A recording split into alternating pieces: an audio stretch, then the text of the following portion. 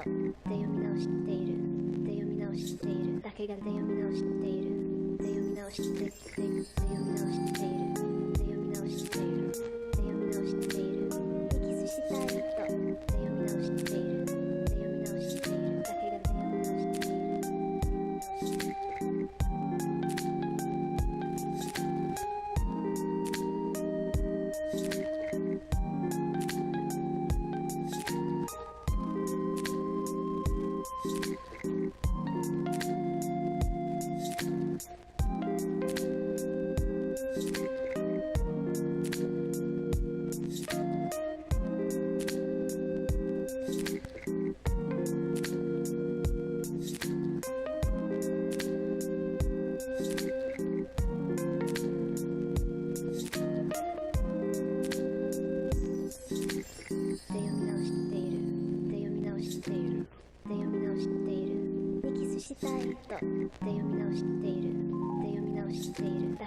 み直している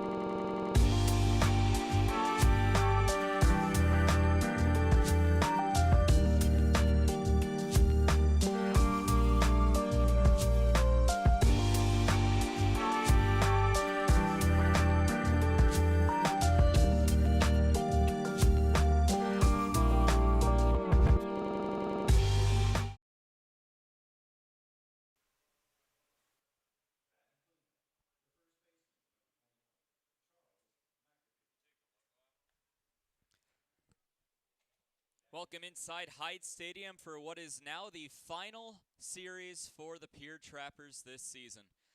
As the Spearfish Sasquatch travel to town to take on the Pierre Trappers, we'll jump in quickly and go through the starting lineups for both teams.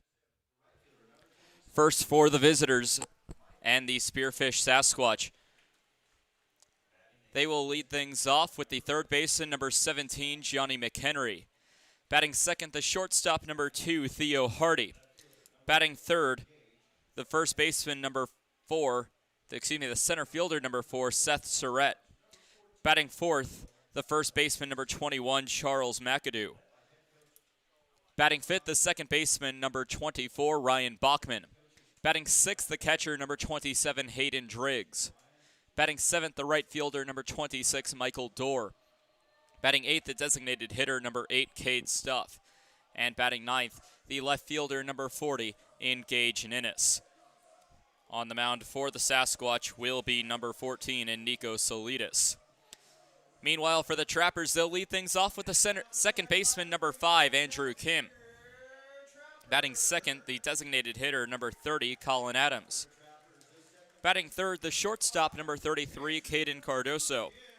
Batting fourth, the third baseman, number 13, Brendan Perez. Batting fifth, the first baseman, number 27, Garrett Hill. Batting sixth, the left fielder, number 19, Spencer Weston. Batting seventh in his final game with the Pierre Trappers, the right fielder, number 20, Cole Yancey. Batting eighth, the catcher, number 21, Jacob Newman. In his first appearance at the plate in a little bit over a month. And finally, batting ninth, the center fielder, number 1, Richie Williams. On the mound for the Trappers will be number 18, Nathan June. A weekend in which a lot of things have happened in the Expedition League. We'll wrap things up here at Hyde Stadium with the Spearfish Sasquatch. The Sasquatch, meanwhile, are still in a playoff race here in the Expedition League. They sit one game back on the division-leading Fremont Moo. Almost everybody has a day off today except for the Sasquatch and the Trappers here, and then the Badlands, Big Sticks, and the Canyon County Spuds are also playing tonight. So the Sasquatch have a chance to at least gain a half game on the Fremont Moo. The Moo sit at 19-9, the Sasquatch at 18-10 in the second half. The Sasquatch have been hot as of recently. They've lost their last 2, but they've won 7 of their last 10 games. It's been a good stretch for the Spearfish Sasquatch as they'll look to continue their push for the 2021 Expedition League postseason with a series here for 4 games in the capital of South Dakota. We'll take a short break for the national anthem and be back here for first pitch between the Spearfish Sasquatch and the Pierre Trappers.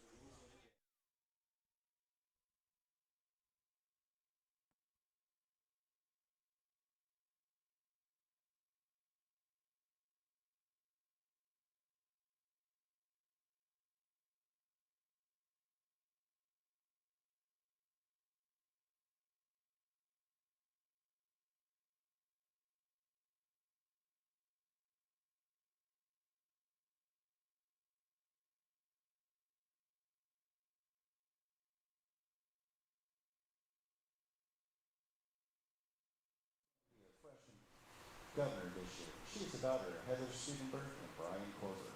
Kristen is also involved in Governor soccer, gymnastics, track, choir, and band.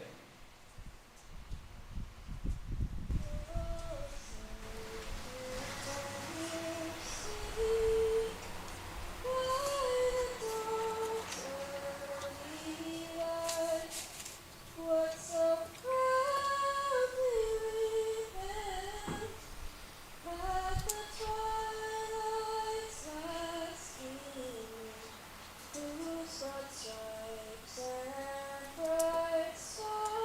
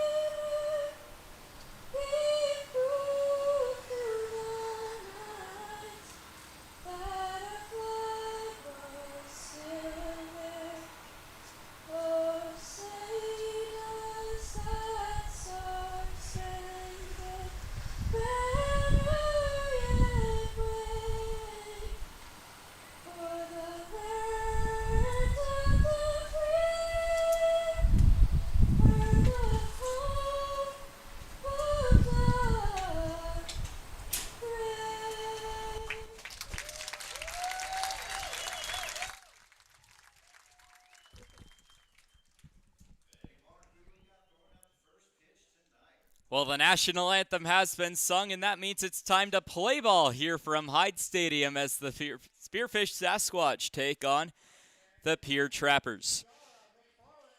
As we're just about set for first pitch here, a few more pregame festivities, including the ceremonial first pitch here on Pierre Governors Night, honoring the athletic activities of the Pierre High School, TF Riggs High School, and the Governors, who their high school football field is actually just about around 200 to 300 feet if you kept drawing a line from that left field foul pole to home plate and just kept going. You'd run right into the Governors football field. As most fans in attendance tonight, not dressed in navy and gold, but dressed in green and white to represent the Pierre Governors.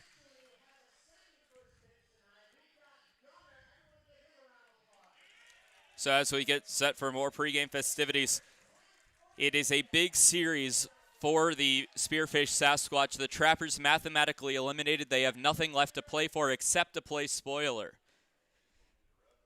The Sasquatch, meanwhile, sit one game back on the Fremont Moo. The Trappers did the Sasquatch a favor by defeating the Fremont Moo last night. However, in a big game for the Souris Valley Saberdogs, they were able to come back and defeat the Sasquatch. The Sasquatch fell in their last two games. A really tough team in the Saberdogs. The Sasquatch ended up losing 2 of the 3 games to the Saberdogs in their final 3 home games from Black Hills Energy Stadium. Now the Sasquatch odds improve when they find out that they're taking on the Pierre Trappers tonight. In 4 attempts this season, the Trappers have yet to defeat the Sasquatch. But the Trappers, now on their home field, will try to finally take down their in-state rivals in Spearfish. We'll take you through the defensive order. A few changes tonight, and some of them may surprise you. In the field today for the Trappers, they'll have Spencer Weston in left field, Richie Williams in center, Cole Yancey in right field, Brendan Perez at third base, Caden Cardoso the shortstop, Andrew Kim the second baseman, Garrett Hill at first. The battery for the Trappers is Nathan June on the mound with Jacob Newman, the center fielder turned right fielder, turned pitcher, now turned catcher behind the plate. Has played in 4 of the 9 positions as he'll be the starting catcher tonight for the Trappers. Meanwhile, for the Spearfish Sasquatch, they'll lead things off with the third baseman, number 17, Johnny McHenry. Batting second, the shortstop, number 2, Theo Hardy. Batting third, the center fielder, number 4, Seth Surratt. Then they'll follow it up with the first baseman, McAdoo, the second baseman, Bachman, the catcher, Driggs, the right fielder, Dorr, a pitcher making his first appearance with an at-bat tonight. Will be batting 7th, and the DH Stuff making his first appearance at the plate for the Sasquatch in a little bit over a month. I believe June 25th was the last time he took an official Expedition League at-bat for the Sasquatch. And Gage Ninnis, the left fielder, will round it out for the Sasquatch tonight against the Trappers in Game 1 of this 4-game series. Nathan June on the mound tonight for the Pierre Trappers. June this season has an 0-1 record with a 9.81 ERA. His last appearance was against the Sasquatch. He did take the loss in 5 innings, allowing 6 runs, 4 of them earned off 6 base hits. Carries a 9.81 ERA with a 3.06 average against him. The native of Texas will be attending Bossier Parish Community College in the fall. So leading things off will be Johnny McHenry against Nathan June. First pitch will be taken on the high part of the zone for strike number 1, as the Trappers' first strike mentality comes true in today's ballgame with Nathan June on the mound. So an 0-1 count to Johnny McHenry, the third baseman. June working quickly on the 0-1 that will miss low. Evens the count to a ball and a strike, top of the first, here on this August 2nd, 2021. First pitch today was 1 minute late at 7:06. 1-1 will be driven into foul territory. There goes the first baseman, and it will drop. No one able to get to that one, as that will go for a long strike number 2. A ball and 2 strikes, the new count.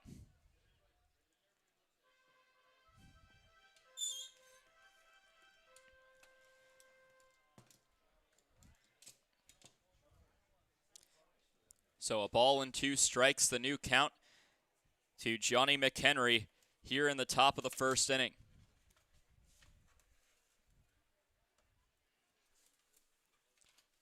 June trying to get through his first batter. Pitch will be taken well high for ball 2. Count will go even to 2 balls, 2 strikes to the leadoff batter for Spearfish.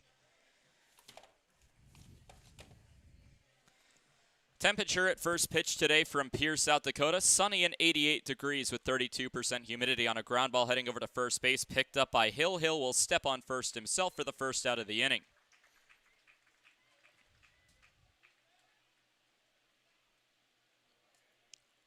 So 1 away as McHenry goes down. That will bring up Theo Hardy.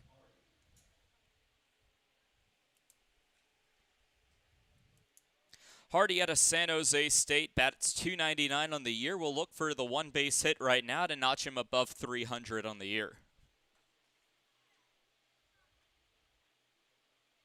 Did not have the best series against the Sabre Dogs, going a combined 2 for 11 as that pitch will fall in for strike number 1.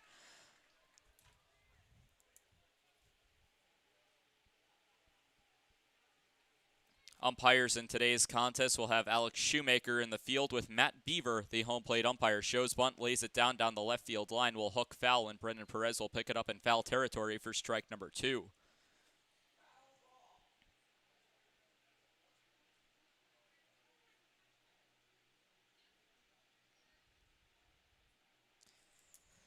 Today, the Spearfish Sasquatch wearing gray pants with a black stripe down the side. Seems to be black belts as well, and they are. Black uniforms with the Bigfoot logo with 2 crossing bats on the front. A blue and white stripe on the sleeve and collar with a blue number with white outlines on the back. 0-2, swung on and missed, and strikeout number 1 of the ball game for Nathan June will come off the bat of Theo Hardy.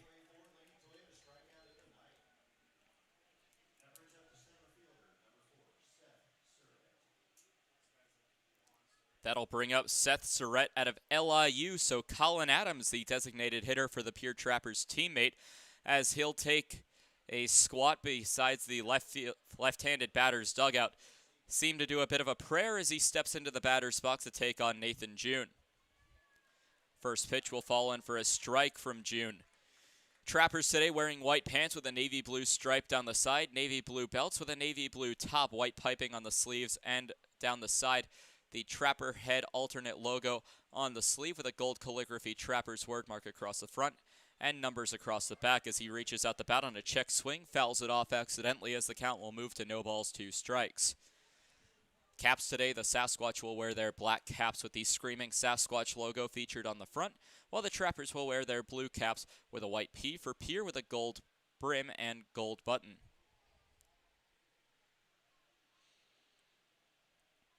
The 0-2 to Surrett will foul it off down the left field line, hooking well foul towards the Sasquatch dugout down the left field line. As a member of the Sasquatch will go out and retrieve it. No balls, 2 strikes to the batter and Seth Surrett, the left fielder, center fielder.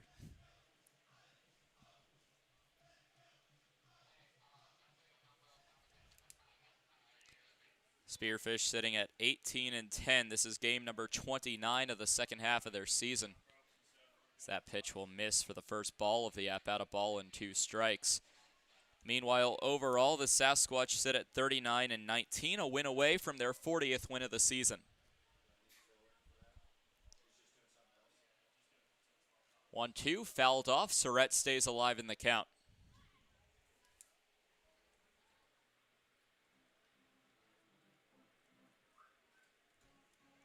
Both teams playing in their 59th game of the season. Trappers in their 30th game of the second half, Sasquatch in their 29th.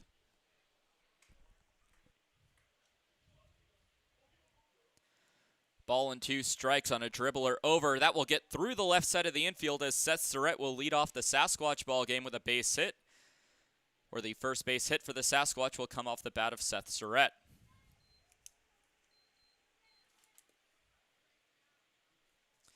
Charles McAdoo, the San Jose State Spartan, will be the next batter, trying to start a 2-out rally against the Pierre Trappers. Trappers did have to face a couple of times in their Fremont series in which the first 2 batters were out in the inning. Then the Fremont Moo would come back. And in fact, 3 of their 4 innings on Saturday, they scored after the first 2 batters were retired. June deals to McAdoo. Pitch will get away, and taking off for second base is Seth Surrett, and he's thinking 3, but will stop as Newman picks up the ball. Go down as a wild pitch and a 1-0 count to Charles McAdoo.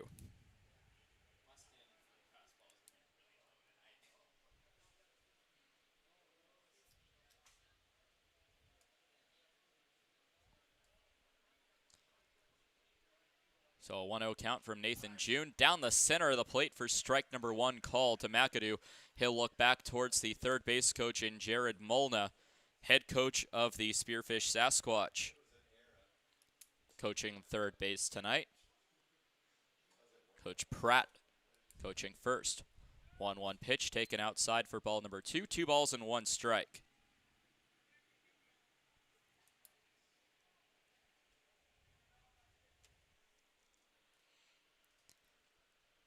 So a runner at second base now in Seth Surrett. Sasquatch trying to get on the board early.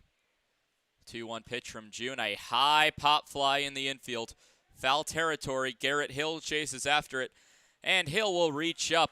Almost looked like he was going to drop that ball, but instead it will be out number 3 from Garrett Hill as the Sasquatch goes scoreless here in the top of the first inning. So a foul out to first base will end it. No runs on 1 hit, no errors, and a runner left on base for the Sasquatch. It'll be Andrew Kim, Colin Adams, and Caden Cardoso due up when we come back for the bottom of the first inning. Hey, it's the old Top Gator here with Gators Pizza Pasta Subs in the Northridge Plaza. Gators is known for top quality food. Now you can have our food selections delivered right to your front door using DoorDash. That's right, now you have 4 ways that you can get great Gators food. Dine in, carry out, curbside pickup, and now delivery through DoorDash.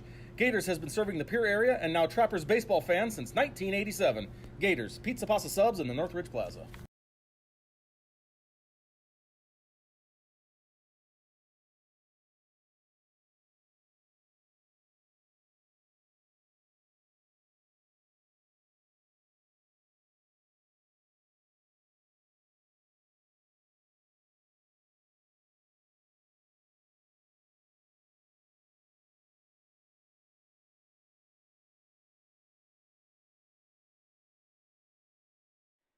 Dano's Marine is a proud partner of Pierre Trappers Baseball.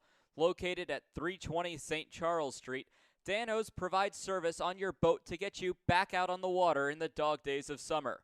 Give them a call at 605-224-6612.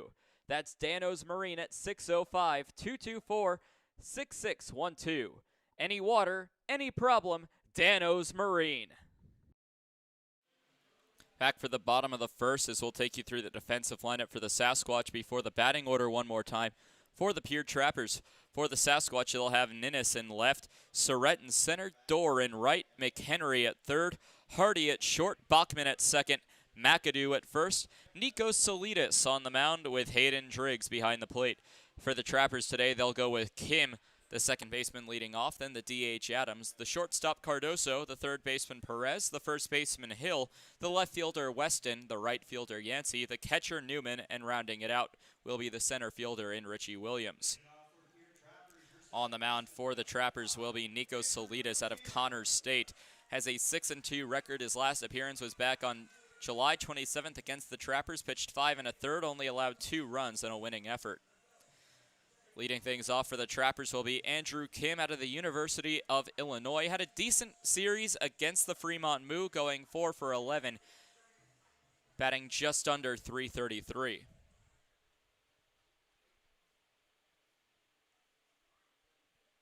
Solitas sets and fires. First pitch will be a fastball that misses low for ball number 1 to Andrew Kim.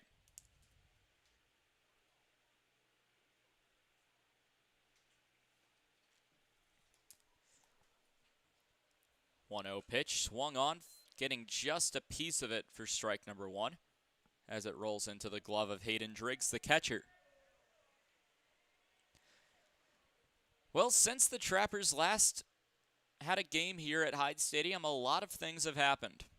1-1 will be called a strike on the outside part of the plate. Both the Hastings Sodbusters and the Mining City Tommyknockers ending their season prematurely, and that affects the Pierre Trappers as their final 2 games on August 6th and August 7th have gone by the wayside. 1-2 will kick out of the way for a 2-2 count as the count will go even. It also affects the Lewis Division standings as the Tommyknockers were in the heat of a playoff race. It will now be between the Big Sticks and the Canyon County Spuds for that spot against the Sabre Dogs in the Lewis Division playoffs. 2-2 fouled off back onto Capitol Avenue. Count will remain even to Andrew Kim. 2 balls, 2 strikes.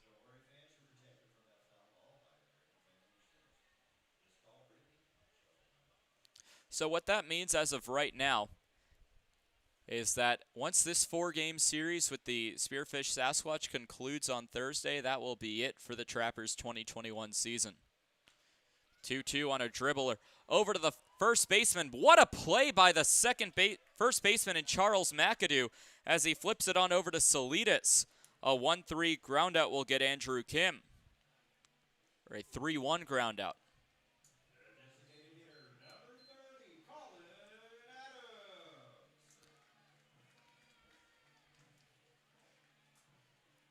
So it'll bring up Colin Adams, the designated hitter tonight. After a great defensive play by Charles McAdoo. Adams will wait on the first pitch from Salidas. On the way, or excuse me, Saldias. Swing and a miss for strike number 1.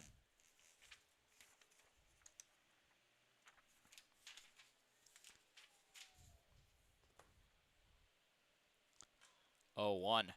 Skied high behind the plate. Driggs chasing after it. Might have a play, and does he? He does. Called out behind the plate. A foul out to the catcher will go for out number 2. Right on that screen. Ends up making the play as it will bring up Caden Cardoso.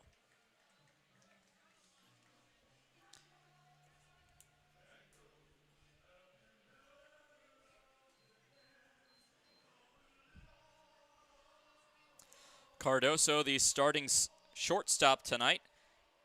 He got a bit of experience at the 6th position in Fremont. Did a decent job with Andrew Kim as his buddy in the middle infield. Kim will also be the second baseman today. Cardoso swings through the first pitch for strike number 1.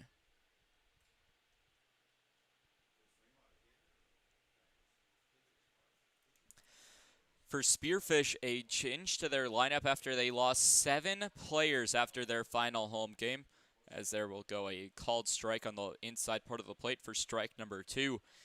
A lot of changes have to happen for the Sasquatch to be able to field a team, which includes pitcher Michael Dorr, now the starting right fielder. Cade Stuff on a dribbler that is foul off the plate for strike number 2. But Cade Stuff is the designated hitter after not taking an Expedition League at-bat since back on June 25th. Stuff did bat .261 in his time with the Sasquatch before taking a large break due to injury. Came back and pitched against the Sabre Dogs, and that did not go well for Stuff, hoping that the at-bats will come back in somewhat normal fashion. So now an 0-2 count to Cardoso, pitch taken high and outside for ball number 1 off the fastball from Saldias. Ball and 2 strikes, bottom of the first. 2 outs, nobody on. In game 1 between Spearfish and Pierre in the 2021 Expedition League season here from Hyde Stadium. 1-2 fouled back, we'll keep it where it is. As we get into the later hours of tonight, the temperature is supposed to drop by 13 degrees. 75 degrees, not a cloud in the sky on a clear night, expected at 10 p.m.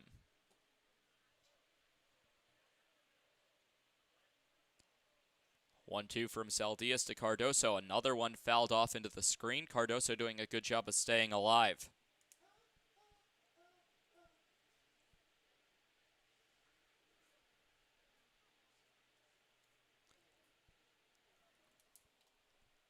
Game 2 of this series will be tomorrow. First pitch will also be 7:05 here from Hyde Stadium. 1-2 on a high fly ball to deep right field. Chasing back is Dorr at the wall, and you can kiss that one goodbye. Caden Cardoso, a solo shot in the bottom of the first, his 6th home run of the season, and Caden Cardoso has now homered in back-to-back games. 1-0 Pierre. And what a way to start off your final homestand.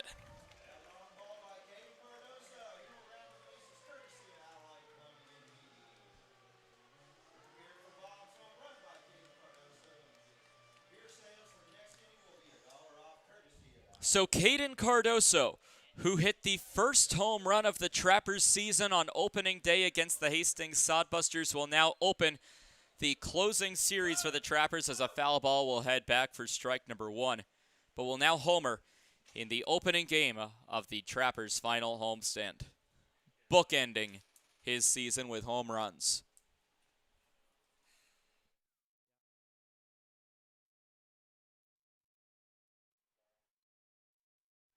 Oh, 1 pitch misses for ball 1, a ball and 1 strike.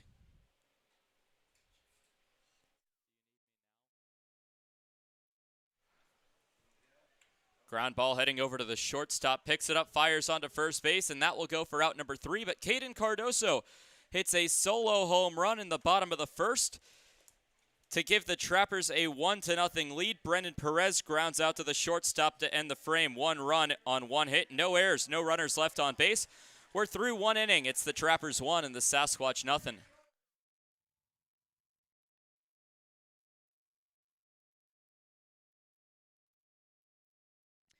Wow, Shell's Quick Stop is the place to go for a variety of food, drinks, fishing tackle, and more. Hungry? Come on down for breakfast pizza, burritos, biscuits and gravy, soup, salad, and wraps. Thirsty? Try their hot and cold espresso drinks, lattes, frappuccinos, and milkshakes from the drive-up window. Heading down to the water? Stop by to pick up minnows, crawlers, and leeches to secure the big bites. All of it's down at Shell's at 621 West Sioux Avenue. The Governor's Inn is the exclusive motel partner of the Pierre Trappers. Check out the special Trappers rate for your visit to Pierre and Hyde Stadium this summer. Call 605-224-4200 directly to get the Trappers rate. With free wireless internet, a deluxe breakfast, and an indoor pool and hot tub, there's no reason not to stop at the Governor's Inn.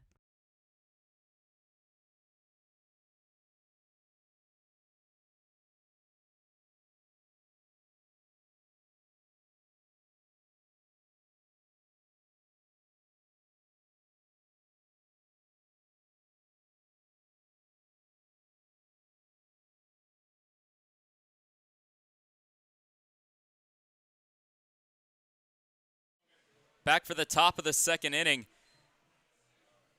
Here from Hyde Stadium, as it will be the Spearfish Sasquatch down 1-0 after a solo home run by Caden Cardoso.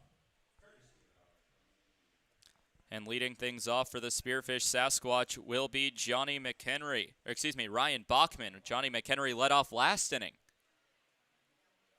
So Bachman at a Minnesota State Mankato will take the at-bat.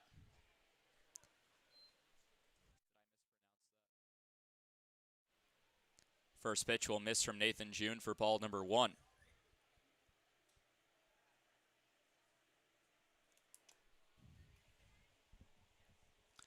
The starting second baseman for the Sasquatch will take another pitch low from Nathan June for ball number 2. 2 balls, no strike to the leadoff batter of the 2nd inning.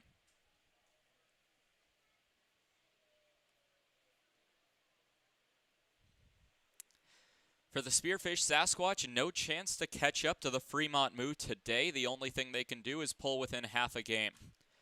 2-0. That one's rocketed to deep right field. And calling for it is the center fielder in Richie Williams, who will reach up and make the catch for the first out of the inning.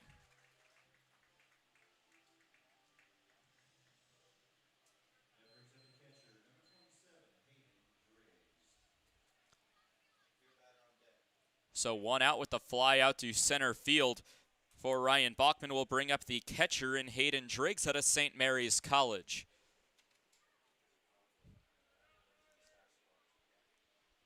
Something going on between the bats, between dugouts, as a Trapper passed a bat over to the Sasquatch. As Driggs still waits to step into the batter's box, as he finally does, the right-handed batter taking on the left-handed pitcher in Nathan June. First pitch called a strike on the outside part of the plate for strike number 1.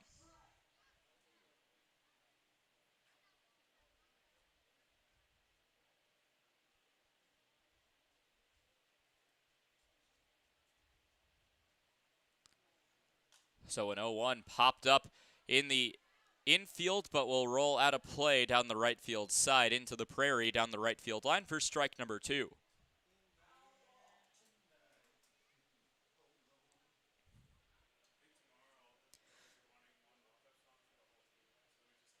So a 1-0 lead for the Pierre Trappers off a solo home run by Caden Cardoso to right field. The left-hander's 6th home run of the season is encroaching on Colin Adams' team lead. 0-2 will kick in the dirt for ball number 1.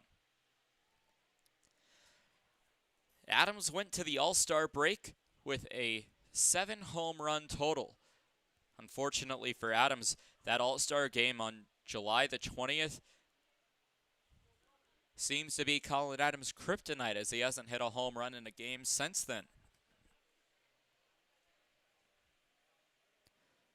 1-2, swung on and missed for strike number 3, as that will go for out number 2. Second strikeout of the game for Nathan June, both swinging, one on Theo Hardy in the first and now one on Hayden Driggs here in the second.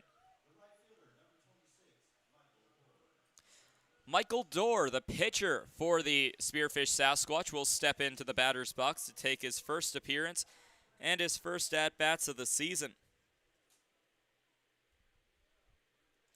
Dorr, a registered outfielder in the Sasquatch lineup, but has not taken an at-bat yet, so making his debut here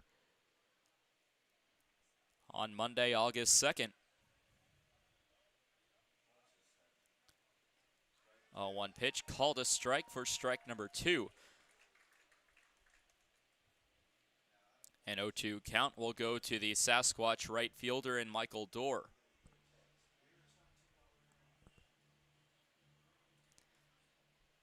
0-2 pitch, a bad swing in the dirt picked up by Newman. Newman will fire down to first base in time for the third out, strikes him out on the throw down to first base. So strikeout number 3 for Nathan June on the drop third strike from Newman to Hill. No runs, no hits, no errors.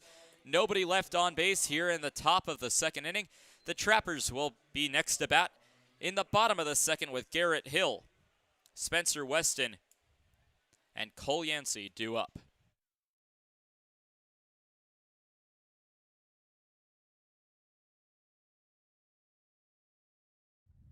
Total Beauty and Speedway Laundry are your homes for everything clothing in the capital area. Since 2010, Total Beauty has offered great customer service and competitive prices. Next door at Speedway Laundry, they have you covered for a fast, convenient way to wash and dry your clothes and other household items, including king-size comforters. Visit them at 111 First Street in Fort Pierre.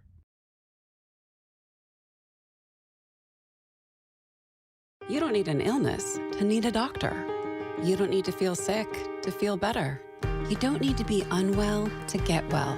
What you do need is a primary care provider at Sanford Health.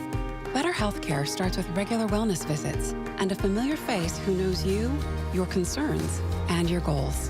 We're here before you need us. We're here when you need us. We're here after you need us. We're here for you. Find your primary care provider at sanfordhealth.org today.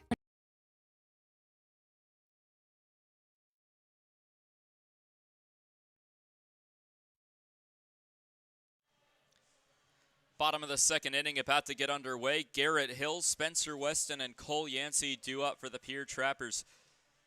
After a first inning in which 3 of the 4 batters got out. However, it was batter number 3, Caden Cardoso, who hit a solo home run to right field to give the Trappers a 1-0 lead, as it will bring up Garrett Hill.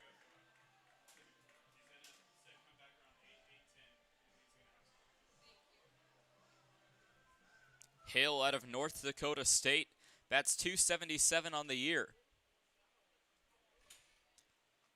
First pitch taken down the middle of the plate for strike number 1, so an 0-1 count will run to the Trappers' first baseman.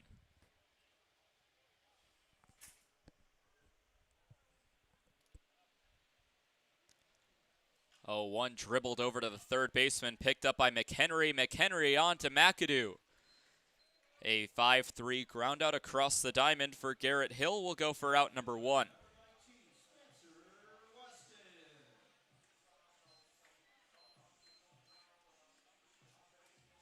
Spencer Weston making his outfield debut tonight against the Sasquatch. He is the starting left fielder out of Western Oregon. That's .289 on the year.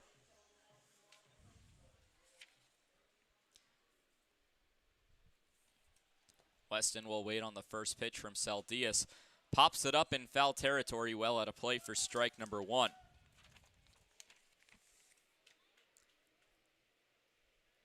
Weston has walked 6 times, striking out 15 times this year, but does have an on-base plus slugging number of 743. An on-base percentage of .365. 0-1, grounded over to the shortstop, picked up by Hardy. Hardy will fire onto first. Almost disaster for the Sasquatch, but McAdoo able to dig it out of the dirt for out number 2 of the inning.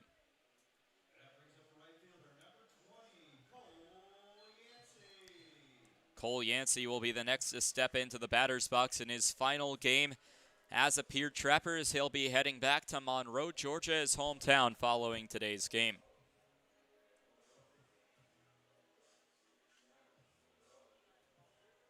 Yancey has been swinging a hot bat as of recently, and the Trappers going to miss his bat after today's ball game against the Sasquatch. First pitch swinging for strike number 1. If we pull that up again, Yancey 5 for 8 in the series against the Fremont Moo. The 0-1 will be called a strike, so no swing by Yancey in his first at-bat, yet 2 strikes on his line. So a swinging strike and a called strike make that an 0-2 count. That one's swinging over to first base. McAdoo picks it up, will take it to first base himself, a 3 unassisted to end the frame. We're through 2 complete innings, as it's the Trappers 1 and the Sasquatch 0 this inning for the Trappers. No runs, no hits, no errors, nobody left on base. We'll be back for the top of the third with Stuff, Ninnis, and McHenry due up for Spearfish.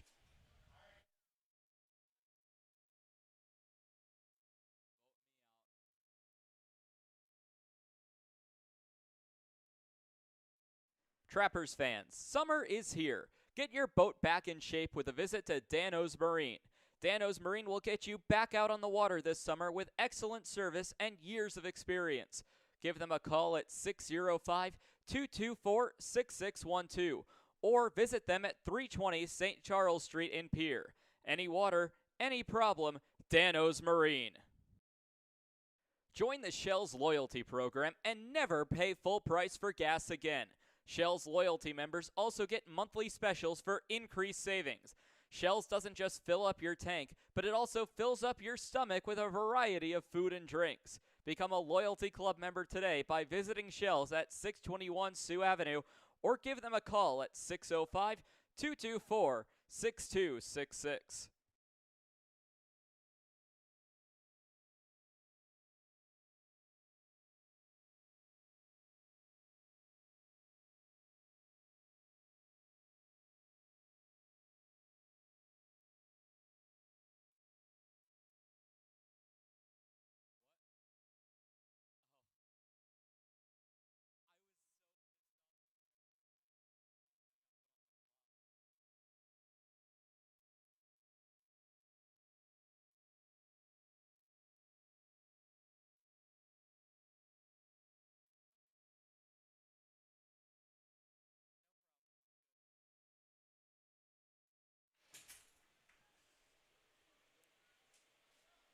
Cade Stuff will lead things off.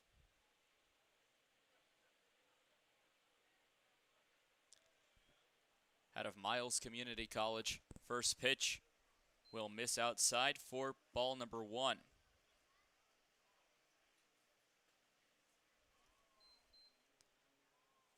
So a ball and no strikes to the designated hitter. Stuff making his first appearance since all the way back on June 25th. He did have a decent batting average when he did play in that first month of the season from May 25th to June 25th.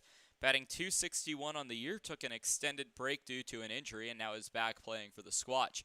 2-1, lays down a swinging bunt over to the second baseman, Kim. Kim will flip it onto first base in time for the 4-3 groundout.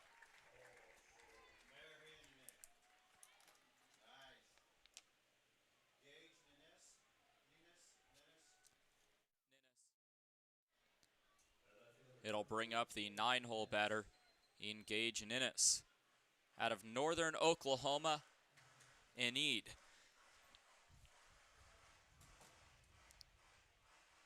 Ninnis this season among the top of the batters with 16 base hits, bats .333. First pitch swinging, fouled off for strike number 1.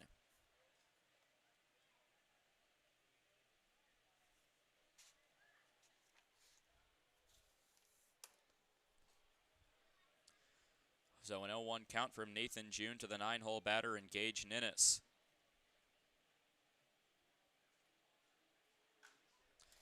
So that 0-1 will be ripped into center field, dropping in front of the Trappers center fielder in Richie Williams for a base hit. So second base hit of the ball game for the Spearfish Sasquatch will belong to Gage Ninnis, the left fielder for the Sasquatch tonight, as well bring back the top of the order in Johnny McHenry. McHenry grounded out to first base and Garrett Hill unassisted. First pitch swung on and popped up towards Andrew Kim, the second baseman, who will reach up and make the catch. So the first baseman got the putout in McHenry's first at-bat. This time it will be the second baseman getting the putout, as it brings up Theo Hardy with 2 away.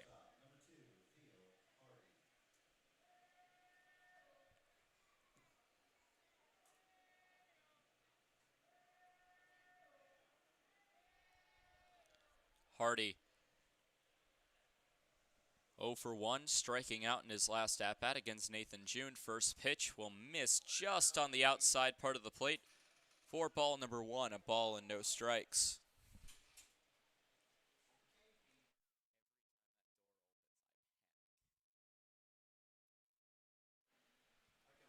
A 1-0 count. June sets and fires a pitch high and tight.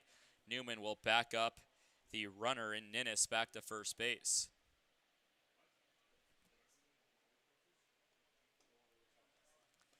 Two balls, no strikes, 2 away here in the top of the third. June looks over to first, kicks and fires on a pitch that will catch the zone on the outside part of the plate, so no swings yet by Hardy. Has worked himself in a favorable count, 2 balls and 1 strike.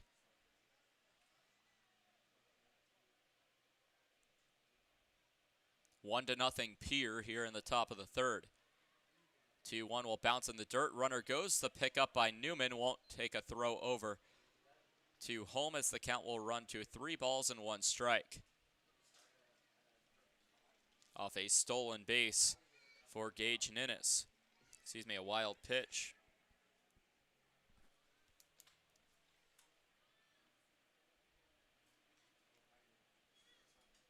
Hitters count now to the batter in Theo Hardy. 3-1, check back over to second. The fire will miss outside. For ball number 4, we'll put runners at first and second base as Hardy draws the first walk of the ball game.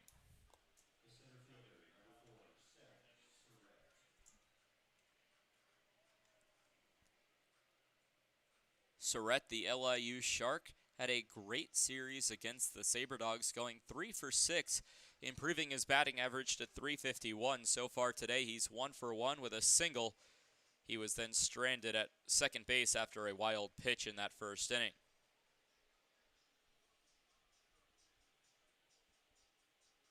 Surrett waits on the first pitch from June. who stands up tall on the mound before firing a pitch that will bounce off the glove of Newman. The fire down to third base in time for the out.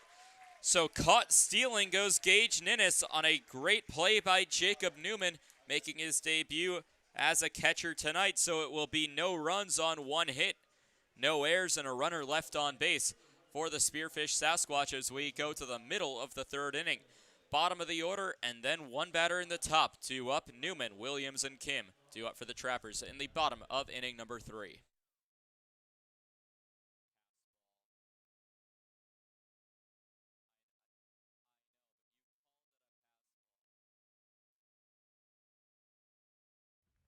The Pierre Trappers are proud to partner with the Governor's Inn, the exclusive motel partner of the Pierre Trappers.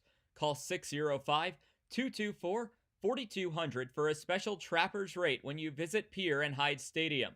Whether you're coming for the best hunting, fishing, and outdoor recreation in the Midwest, just passing through, or coming out to the ballpark, the Governor's Inn is the place for you.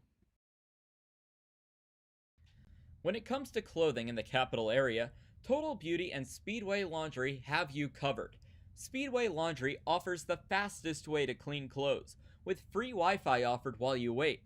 Next door, family-owned and operated Total Beauty has a constantly changing inventory of top-quality clothing. Check out the newest lines in clothing by giving Total Beauty and Speedway Laundry a visit at 111 First Street in Fort Pierre.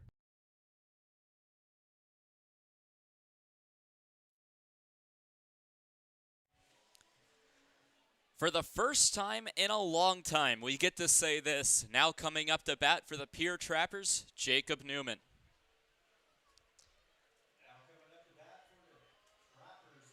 Jacob Newman last taking an at-bat on June the 20th. He bats 171 on the year with 8 RBIs. The sophomore out of Brandeis University has jumped all around the diamond and the outfield so far this season, starting in center field on opening day. Will take the first pitch low and away for strike number 1. Spent a lot of the season and most of the first half of the year in right field before making the transition on the mound to become a pitcher. 0-1, big swing and a miss for strike number 2.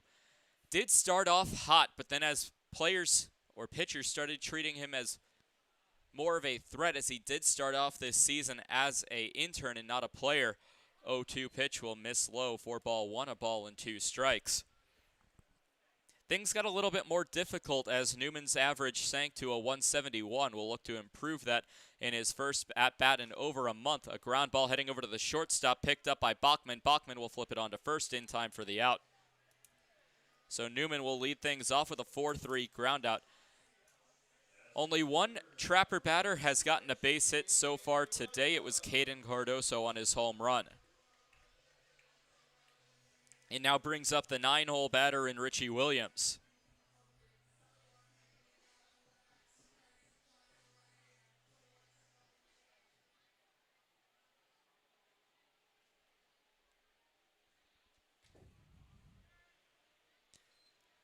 First pitch will miss to Williams. 1 ball, no strikes. 1 away here in the bottom of inning number 3. 1-0 pitch will kick in the dirt. For ball number 2, Saldias, working in his third inning of work, has been lights out with the exception of one batter.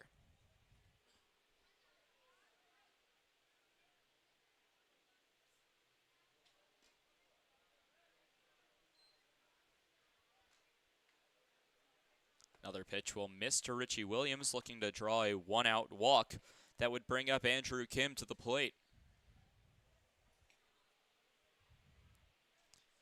3 balls, no strikes. A called strike will push the count to 3 balls and 1 strike. So Williams getting the red light, and correctly so, on a 3-0 count, and will now face a hitter's count against Saldias. The 3-1 will be hammered into right field, as Dorr underneath it will reach up and make the catch for the second out of the inning.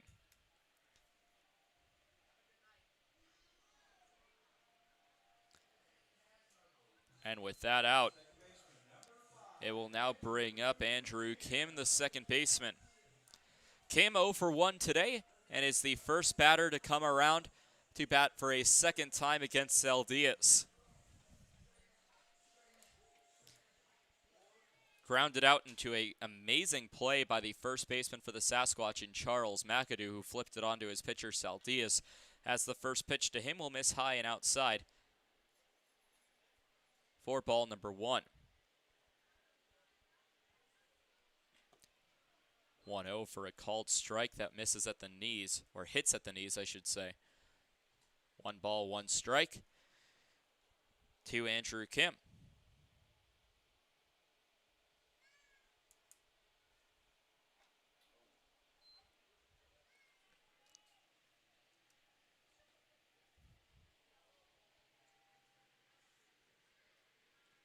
Kim, a traditional center fielder, as he takes a 1-2 count. Starting at second base today, Saldias will bounce a pitch in the dirt. Appeal down, says no swing.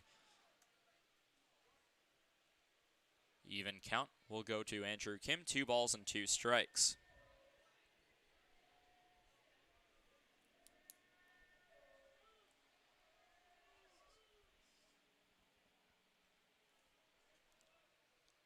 Two. Called strike 3 on the outside part of the plate. Matt Beaver will ring up Andrew Kim. That will end the Trappers' half of the 3rd inning and the first strikeout of the day by Nico Saldias, the starting pitcher for the Spearfish Sasquatch. Like I mentioned, Saldias has been lights out with the exception of 1 batter here in the 3rd. No runs, no hits, no errors, nobody left on base. As we're through a 3rd of this ballgame, 1-0 Pierre, with Surratt, McAdoo, and Bachman due up in the next half inning.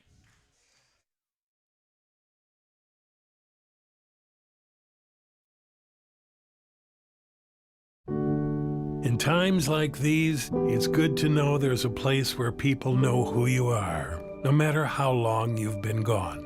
A place where the smells of home cooking are still in the air, where a simple wave warms your heart, and sharing stories with family, friends, and your community is just a way of life. Yes, in times like these, it's good to be home. Farmers Union Insurance, protecting what's important in life.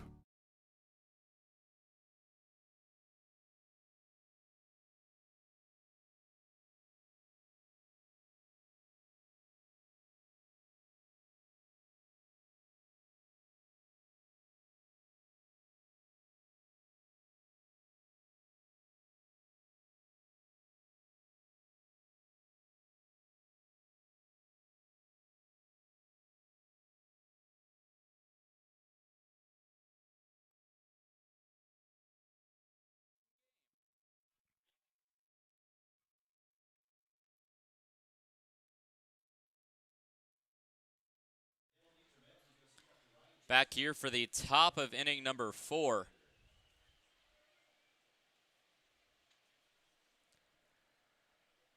As it will be Seth Surratt leading things off against Nathan June.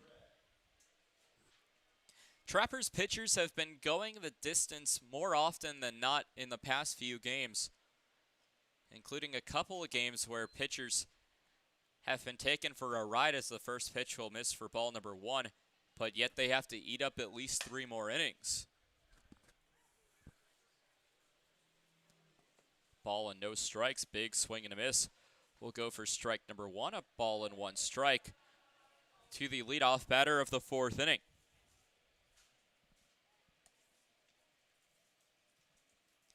One other game in action today in the Expedition League.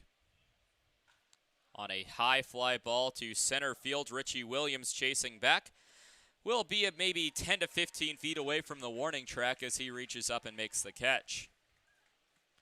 1 away in the inning will bring up the next batter in Charles McAdoo.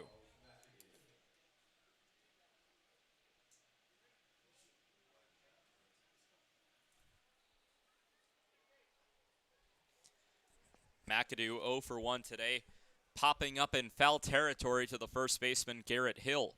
The power batter for the Sasquatch with 8 home runs and 74 RBIs. Takes his second app out of the day as pitch will miss low for ball number 1.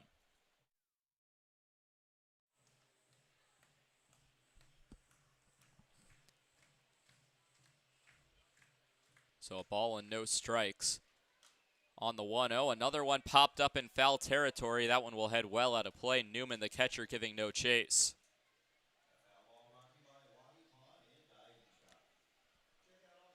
So the one other game that is supposed to get underway later tonight will be the Badlands Big Sticks taking on the Canyon County Spuds in Caldwell, Idaho from Wolf Field.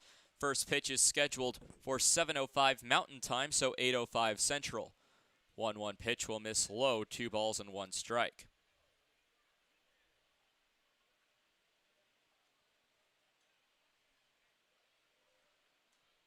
For Sasquatch fans, an earlier start time by half an hour, as 6:05 in the Mountain Time. First pitch in this one. High pop fly into right field. Yancey gives chase back towards the track and will make a drop at the track. Yancey fires it in, taking off for third. Now will be McAdoo sliding into third safely. Seemed like a routine fly ball, however, Yancey couldn't cover it in right field.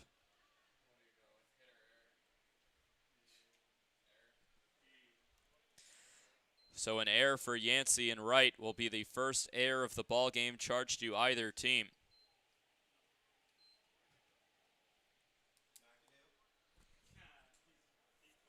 That'll bring up Ryan Bachman.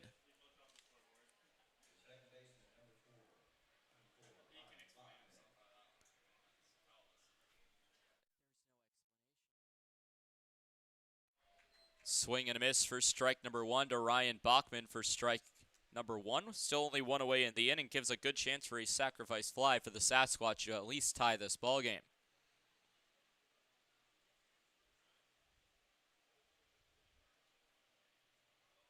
The 0-1 pitch will skip in the dirt. A great block by Newman to keep it in front of him and to keep McAdoo over at third.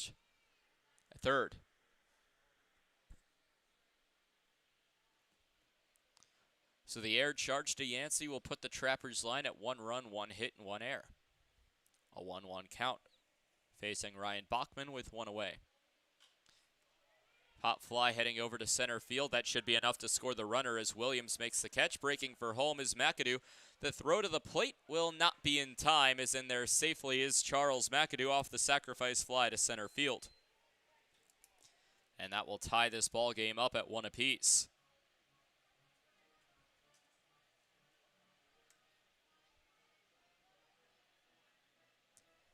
With 2 away, it will bring up Hayden Driggs.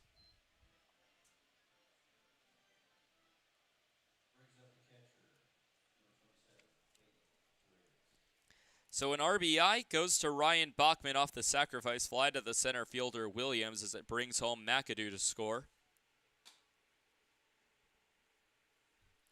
Wind is blowing out to right field. First pitch in there for a called strike number 1.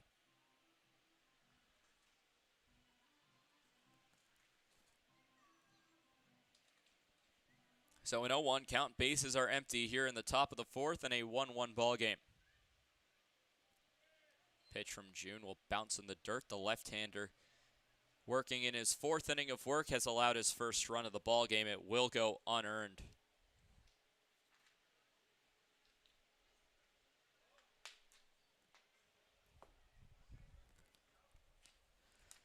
So 1 ball, 1 strike, 2 outs. Hayden Driggs taking on Nathan June. On a pop fly heading towards right field, Yancey a chance for redemption. Will reach up, and that time Yancey will make the catch. So that will end the top half of the 4th inning. As we head to the bottom of the 4th, we're now in a tied ball game. This inning, no runs on no hits. 1 run unearned on no hits, 1 error, nobody left on base. The Sasquatch have tied this ball game at 1. The Trappers will look to reclaim the lead when Adams, Cardoso, and Perez come to the plate.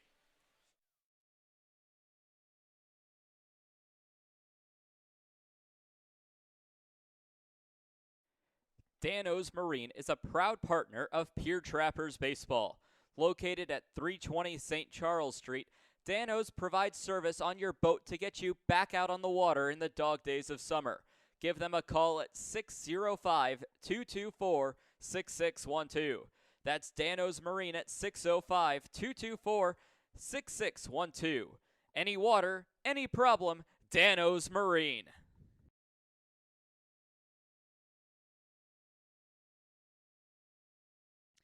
Wow, Shell's Quick Stop is the place to go for a variety of food, drinks, fishing tackle, and more. Hungry? Come on down for breakfast pizza, burritos, biscuits and gravy, soup, salad, and wraps. Thirsty? Try their hot and cold espresso drinks, lattes, frappuccinos, and milkshakes from the drive-up window. Heading down to the water? Stop by to pick up minnows, crawlers, and leeches to secure the big bites. All of it's down at Shell's at 621 West Sioux Avenue.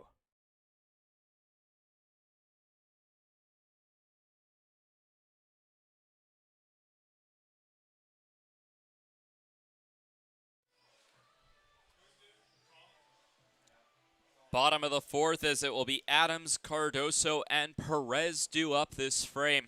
Both base coaches for the Trappers taking their position, with Coach Jamie tonight coaching third and Coach Montario May, the head coach of the Trappers, at first base.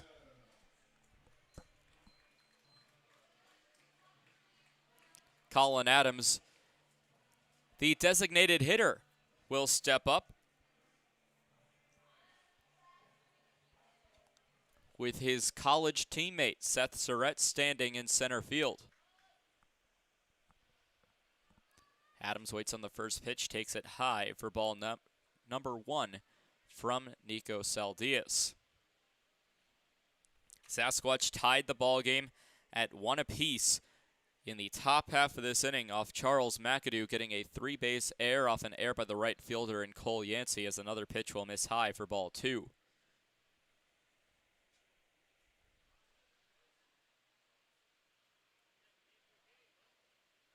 Then a sacrifice fly by the next batter in Ryan Bachman. 2-0, back into the screen for strike one.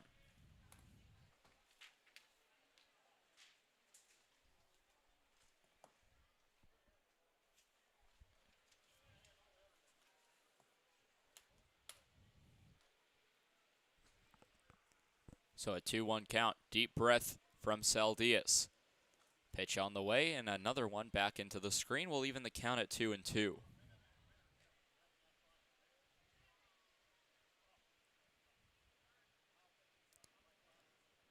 Although it is a slow day with only 2 games in the Expedition League, 5 games of action tomorrow.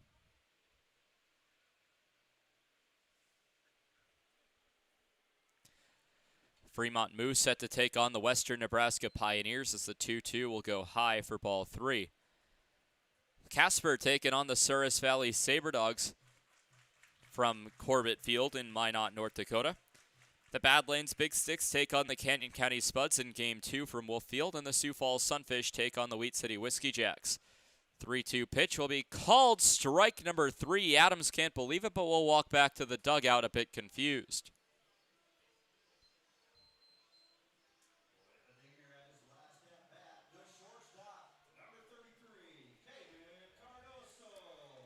So Adams called out on strikes, the second consecutive batter for Nico Saldias that he's gotten called out on strikes. Painting the corners against the Trapper batters, as it will be Caden Cardoso, the lone Trapper with a base hit, an RBI, a run, you name it. Caden Cardoso is the only one who has it for the Trappers offensively.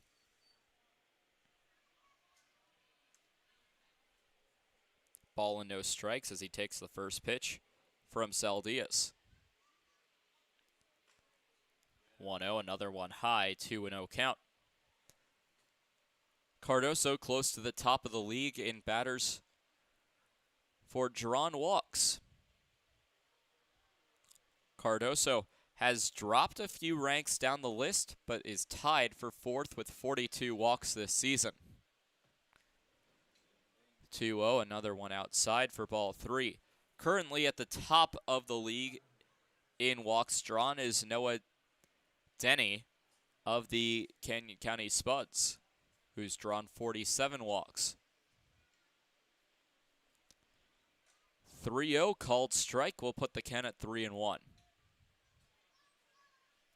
An interesting called strike motion by Matt Beaver. Instead of putting out his fist and then putting up a index finger or something of that effect, he instead juts out his elbow for a called strike. 3-1 to miss high for ball 4. So second time through the order, the only trapper who has found a base today and reached safely is Caden Cardoso. Saw every base on one swing of the bat and a home run and now a walk.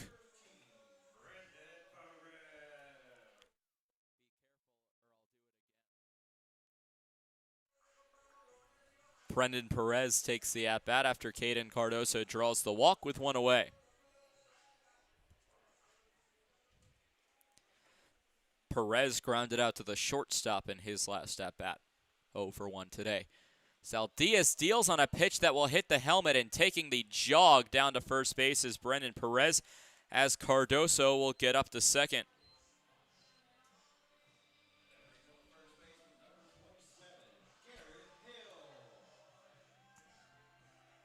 So the hit by pitch will bring up Garrett Hill. A pair of free passes in a row as Cardoso drew the walk, and now Perez hit by the pitch. 2 runners will be on with 1 out for the North Dakota State product.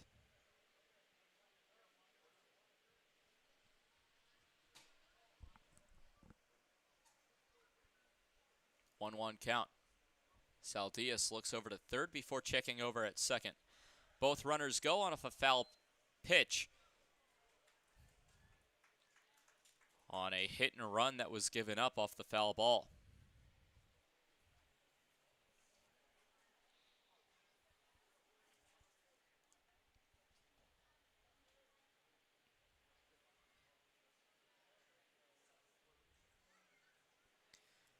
So now an 0-1 count. Bottom of the 4th. Trappers up to bat with a 1-1 tie with the Spearfish Sasquatch. 1-1 taken high. Will even the count to Garrett Hill.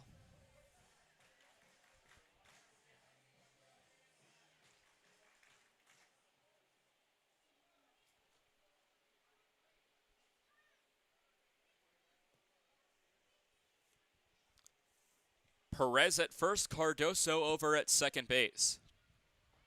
Saldias checks over to second. Looks back to home, back to second one more time. Checks it twice, but instead it will be twice a ball taken by Garrett Hill.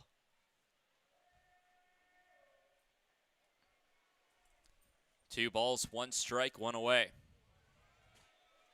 Sasquatch 1, Trappers 1 in the first of a 4-game series between the Sasquatch and the Trappers. Saldias fires the 2-1, swung on, stolen base attempt, and it will be Caden Cardoso thinking about it. Looks like he'll be called safe at third. No, out at third. It was a very small out call at that on a strike. Didn't seem like there was too big of a call, but indeed it will be out number 2. So Caden Cardoso caught stealing. Perez stays at first base, no double steal. 2-2 will miss for ball 3.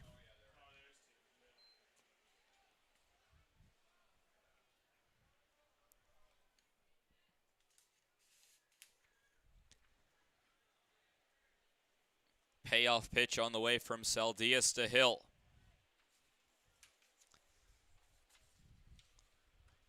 High and tight for ball number 4. So Caden Cardoso, if he would have waited a couple of pitches, would have gotten to third without having to have all the effort.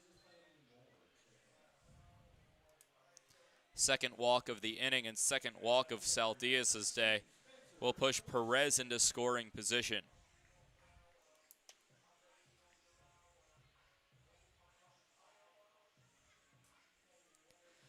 Spencer Weston 0 for 1 today after grounding out to the shortstop in the second.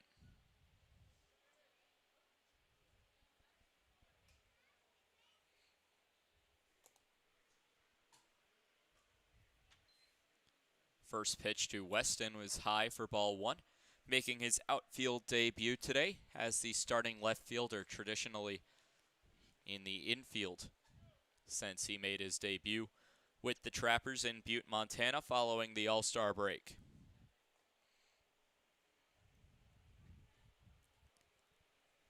Ball and no strikes, a check back over to second.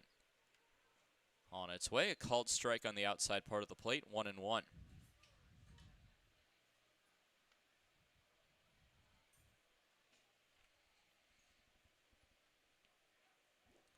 Sasquatch with a 2-game losing streak after the SaberDogs took 2 of 3 against the Sasquatch from the Squatch home ballpark.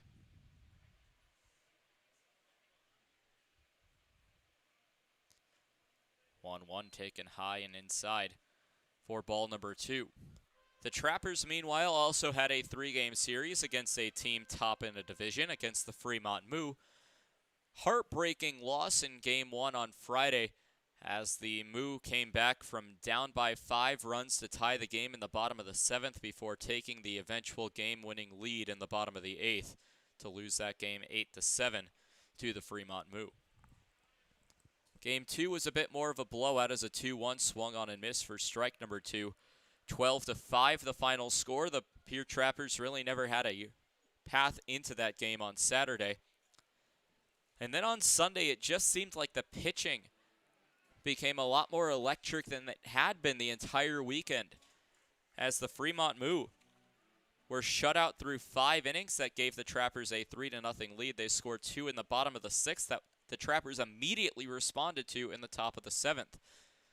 Fremont would score 2 more in the bottom of the 9th, but the Trappers held off the Fremont rally to salvage 1 game of the 3-game set. 2-2 swung on a miss by Spencer Weston as that will end this inning.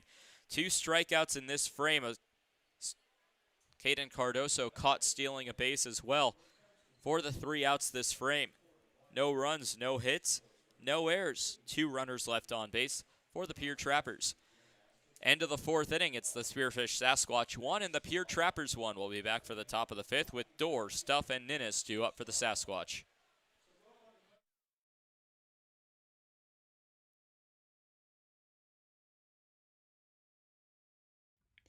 The Governor's Inn is the exclusive motel partner of the Pierre Trappers. Check out the special Trappers rate for your visit to Pierre and Hyde Stadium this summer.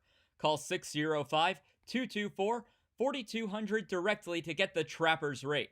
With free wireless internet, a deluxe breakfast, and an indoor pool and hot tub, there's no reason not to stop at the Governor's Inn.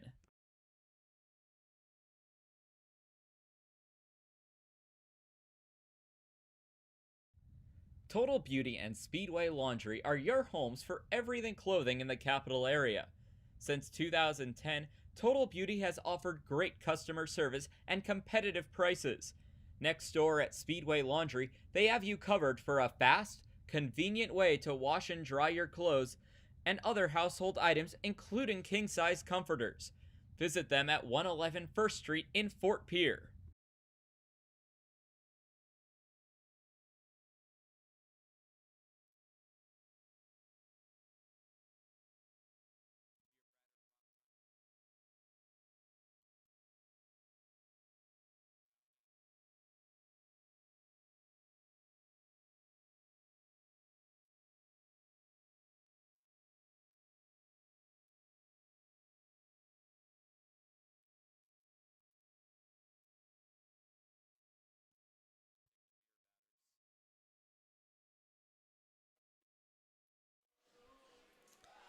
Inning number 5 about to get underway. A very tight ball game in a pitcher's duel so far through 4 innings, 4 combined base hits between the two sides. 3 hits for the Spearfish Sasquatch and 1 for the Pierre Trappers. Speaking of base hits, a bit of a scoring change to announce on your scorecards if you're keeping score at home. Pitch will miss for ball number 1. That error on Charles McAdoo, in which he later came in off the sacrifice fly, has been now ruled a triple. Cole Yancey will not be charged with an error on the play.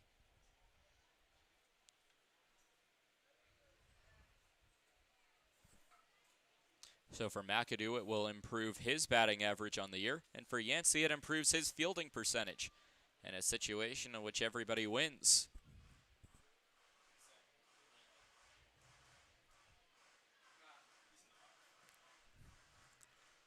2 balls, 1 strike. Everybody, in fact, except the ERA of Nathan June. 2-1 pitch taken high for ball number 3. And despite a pitcher's duel, despite a day in which starting pitcher for the Spearfish Sasquatch, Nico Saldias, has only allowed 1 base hit, there is action going in the Sasquatch bullpen. 3-1 will miss high for ball number 4.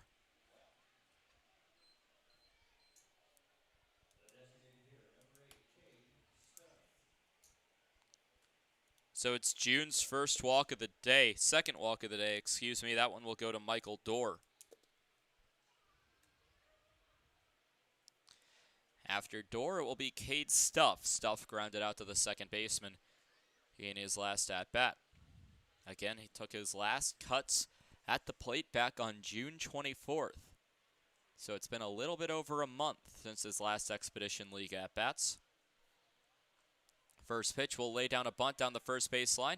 Coming over to cover first base is Andrew Kim on the sacrifice 3-4 bunt.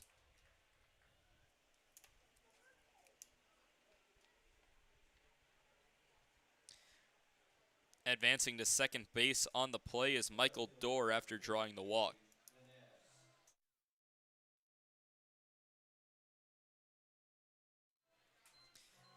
Gage Ninnis, the new batter for the Spearfish Sasquatch, the 9-hole batter.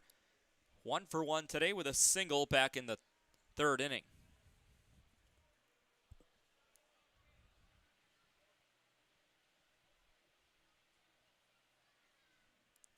First pitch from June, a fastball rocketed by the logo on the front of Ninnis' jersey for strike number 1.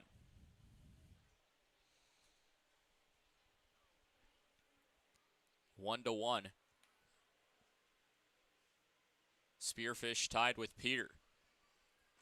Now the 0-1 well inside, 1 ball, 1 strike.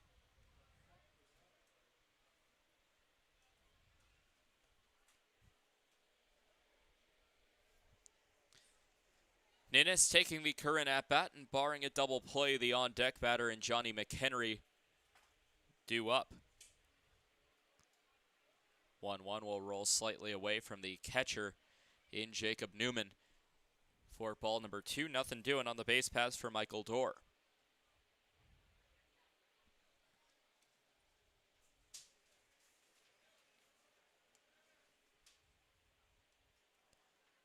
June steps back up, looks over to second base before firing the 2-1 as that will be rocketed into right field for a base hit. Yancey will receive it. Coming in to score is Michael Dorr. The throw home will be offline.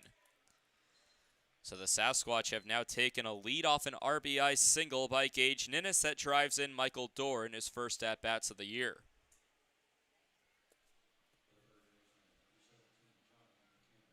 And after a 1-0 start for the Pierre Trappers, it's the Sasquatch who've now taken the lead 2-1.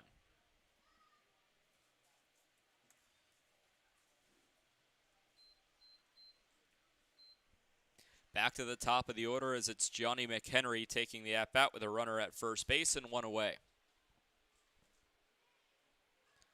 First pitch will fall in for a strike.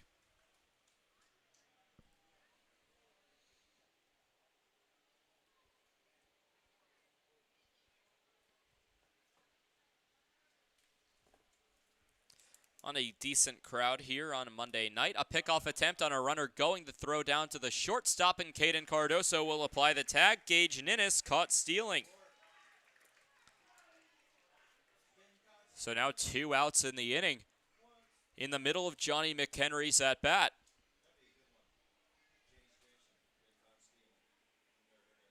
It was a pickoff attempt by Nathan June in which Ninnis started to head for second base.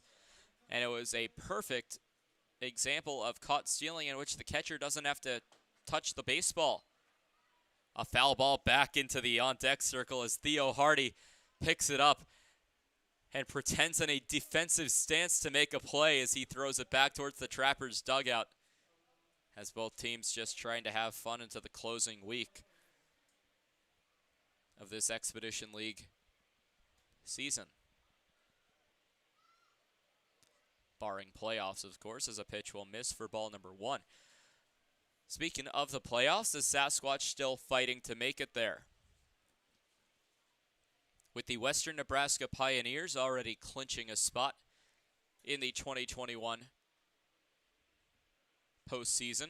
It's between the Fremont Moo and the Spearfish Sasquatch in the second half. A big swing and a miss as that one strike number 3. A strikeout for Nathan June will end the frame, and we'll have to leave it there. 4th strikeout of the ball game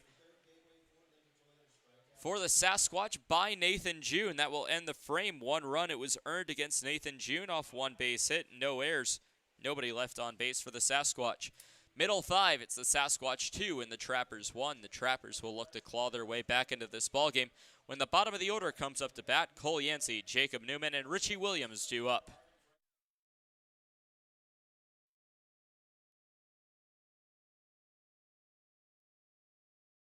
You don't need an illness to need a doctor. You don't need to feel sick to feel better. You don't need to be unwell to get well. What you do need is a primary care provider at Sanford Health. Better healthcare starts with regular wellness visits and a familiar face who knows you, your concerns, and your goals. We're here before you need us. We're here when you need us. We're here after you need us. We're here for you. Find your primary. Trappers fans, summer is here. Get your boat back in shape with a visit to Dano's Marine. Dano's Marine will get you back out on the water this summer with excellent service and years of experience. Give them a call at 605-224-6612 or visit them at 320 St. Charles Street in Pierre. Any water, any problem, Dano's Marine.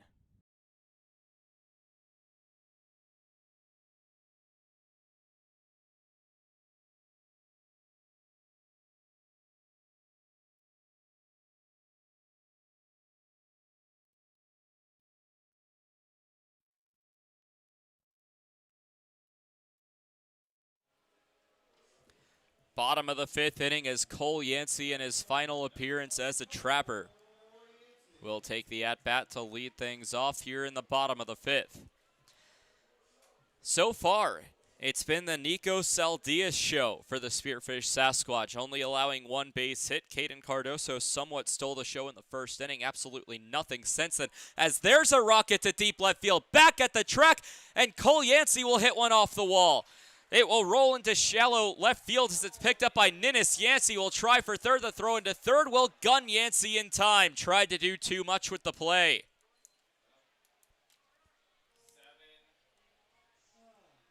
So Yancey doubles and is out at third on the throw.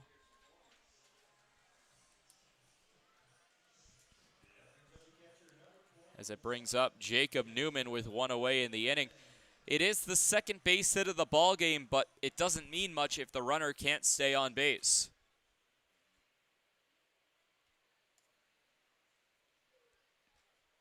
First pitch to Jacob Newman will miss for ball 1. Good piece of hitting by Cole Yancey, as it was just a few feet away from being Yancey's second home run of the season. 1-0 will miss high. 2-0 count with 1 away.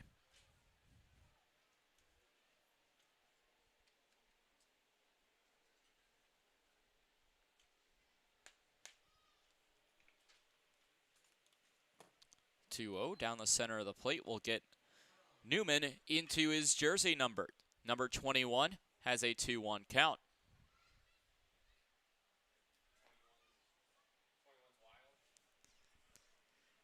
2-1, call the strike on the inside part of the plate will put the count even to 2 balls, 2 strikes.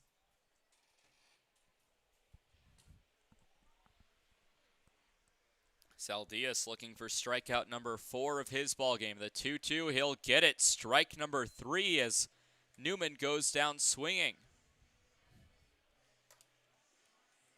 Strikeout number 4 for Nico Saldias will bring up Richie Williams.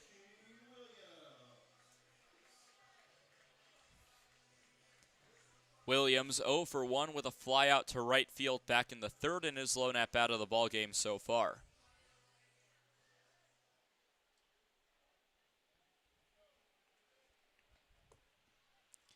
Williams waits on the first pitch as it skips low. Check swing, appeal down, no swing, says the field umpire and Alex Shoemaker.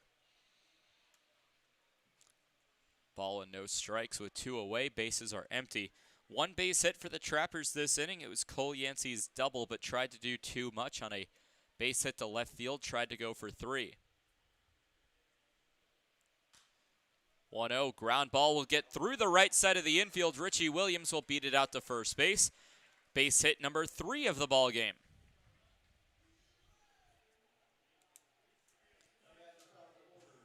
So Williams singles to extend the inning, at least for now, as it will bring up the top of the order in Andrew Kim.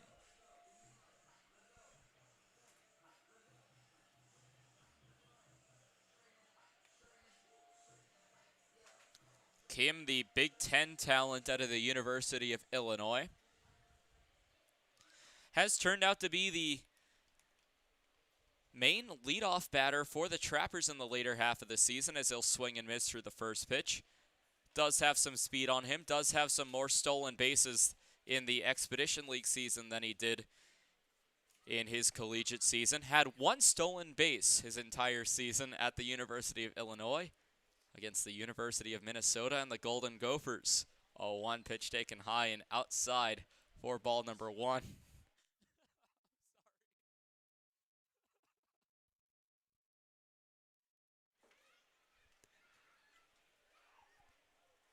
1-1 count. Williams stands at first base with 2 away. 2-1 Sasquatch lead here in the bottom of the 5th. Trappers batting. 1-1 called a strike on the low part of the plate.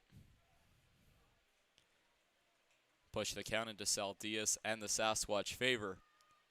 Ball and 2 strikes.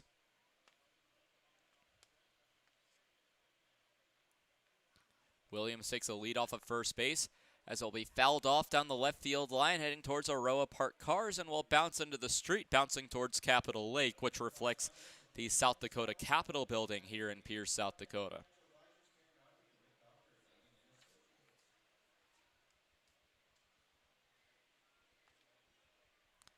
Count will hold at 1-2.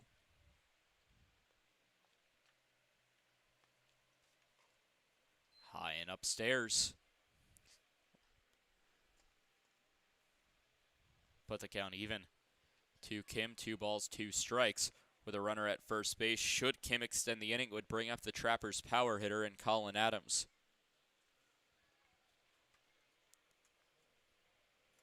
Two on the way. Hit towards center field, but it will drop before it reaches center field. Ryan Bachman, the second baseman, reaching up to make the catch for the 3rd out of the inning. So a pop out to the second baseman will end the Trappers' half of the 5th. No runs on 2 hits, no errors, and a runner left on base for the Trappers. We're through 5 complete. It's the Sasquatch 2 and the Trappers 1. We'll be back for the top of the 6th when Hardy, Surrett, and McAdoo come up to the plate for Spearfish.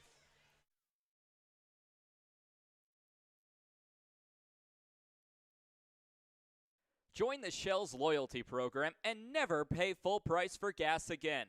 Shell's loyalty members also get monthly specials for increased savings. Shell's doesn't just fill up your tank, but it also fills up your stomach with a variety of food and drinks. Become a loyalty club member today by visiting Shell's at 621 Sioux Avenue or give them a call at 605-224-6266.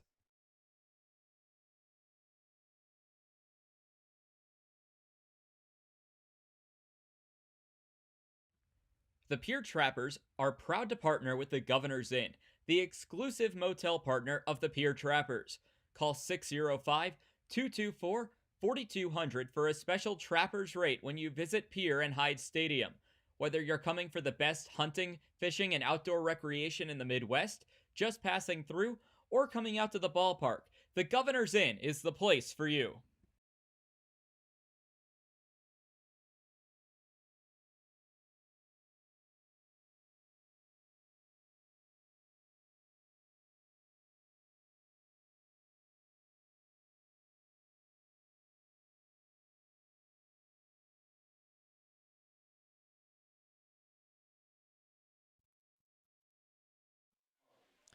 Theo Hardy leads things off for Spearfish here in the top of the 6th. As they try to extend their lead from 1, they took the lead in the top half of the 5th.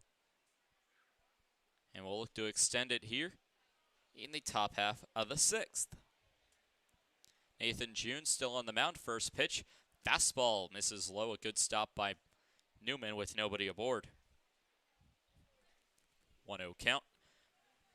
We'll go to the Sasquatch shortstop, who's 0 for 1 today.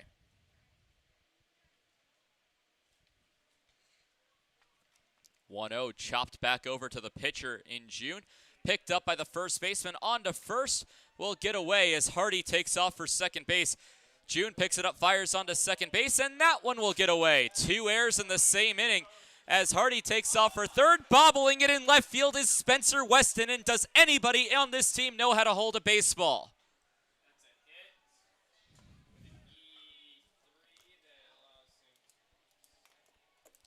So it'll be a base hit for Theo Hardy with an error by the first baseman to get him to second base.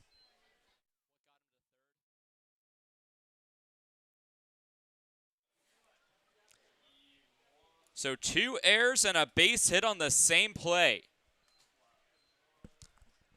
An error on the first baseman and an error on the third baseman. We'll lead things off with Hardy getting all the way to third. It'll bring up Seth Surrett, who's 1 for 2.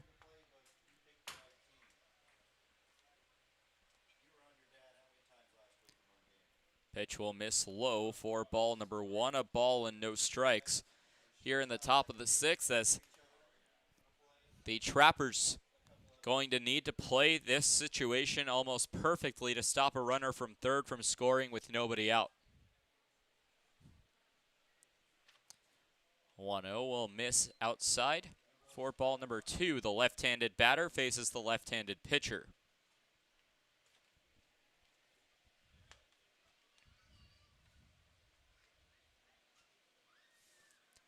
2-0 count. Nobody out. The pitch from June skips away from Jacob Newman, and into score comes Theo Hardy, and the 2 errors will come back to bite the Trappers.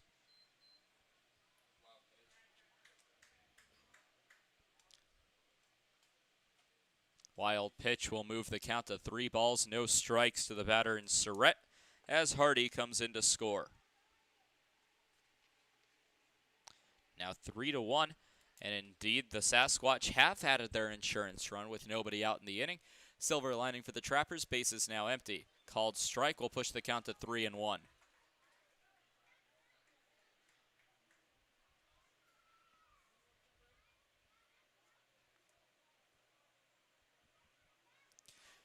The other game in the Expedition League today is the 3-1 fouled back. Will put the count full. Has gotten underway from Caldwell, Idaho. Top of the first inning. Early action for the Big Sticks as it's 1-0 Badlands over the Canyon County Spuds. Big Sticks fighting for a playoff spot with the Spuds. They need to win 2 of the 5 games, I believe, that they have against the Spuds to clinch a spot in the playoffs. Payoff pitch on the way. Called strike 3. Surrett can't believe it as he puts the bat down by his side, walking back towards the dugout. 5th strikeout against the Sasquatch by Nathan June, and it's the first one looking. As it will bring up now Charles McAdoo.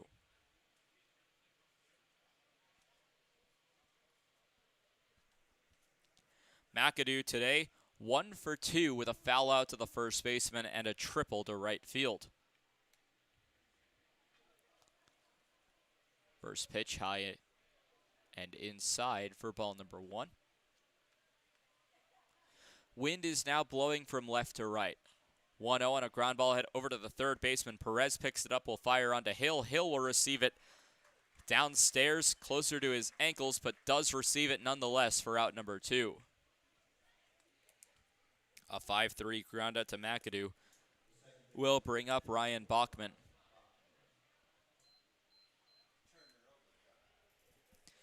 Bachman 0 for 1. Both of his plate appearances have been flyouts to center field. However, one of them a sacrifice fly that scored Charles McAdoo in the 4th. That was the first run of the Sasquatch ballgame.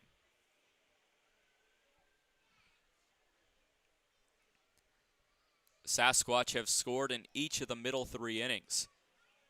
First pitch from June will miss low for ball number 1, a ball and no strikes.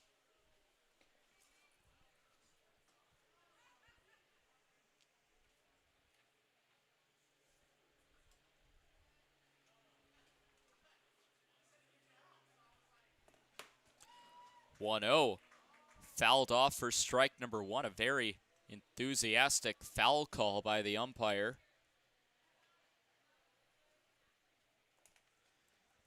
And again, it is Pierre Governor's night to represent the TF Riggs High School Governors. 1-1, called a strike on the outside part of the plate for a ball and 2 strikes.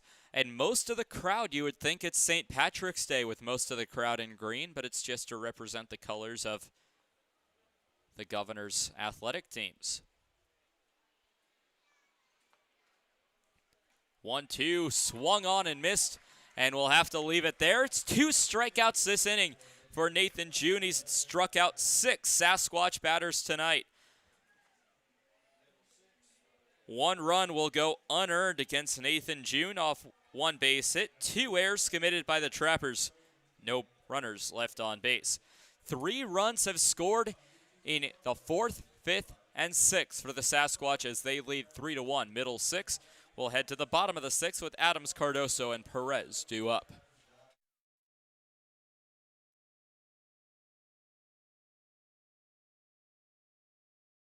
In times like these, it's good to know there's a place where people know who you are, no matter how long you've been gone.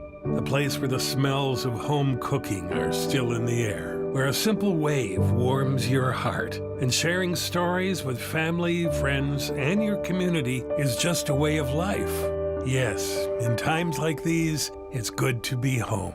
Farmers Union Insurance, protecting what's important in life. Hey, it's the old top Gator here with Gators Pizza Pasta Subs in the Northridge Plaza. Gators is known for top quality food, and now you can have our food selections delivered right to your front door using DoorDash. That's right, now you have 4 ways that you can get great Gators food: dine in, carry out, curbside pickup, and now delivery through DoorDash. Gators has been serving the Pierre area and now Trappers baseball fans since 1987. Gators Pizza Pasta Subs in the Northridge Plaza.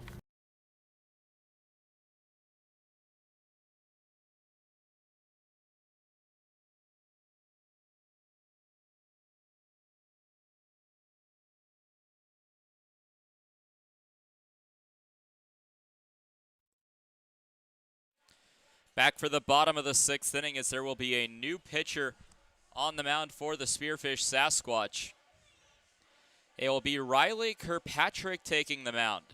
Kirkpatrick, out of the University of South Carolina upstate, were actually a pretty decent team who defeated a lot of Power 5 programs, including the Clemson Tigers, their in-state rival. Went undefeated most of the way through the season, and USC Upstate was a team you did not want to see on your schedule, but Riley Kirkpatrick will take the relief appearance for the Sasquatch against the Trappers. 2-1 record with 2 saves, his last appearance against the Souris Valley SaberDogs yesterday. Each 1 inning allowed 2 hits, 2 runs, both of them earned, walking 3, did not record a strikeout.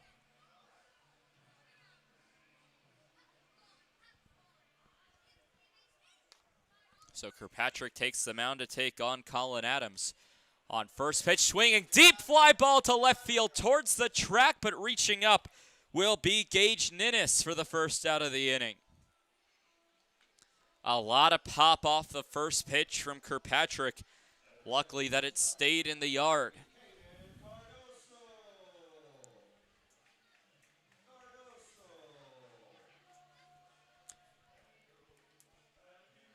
So Colin Adams flies out to deep left field to begin the bottom of the 6th as it will bring up Caden Cardoso.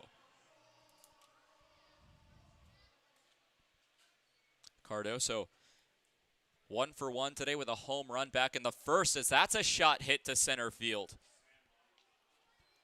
Straight to the center fielder in Seth Surrett for the 2nd out of the inning. And a very quick inning so far for Riley Kirkpatrick.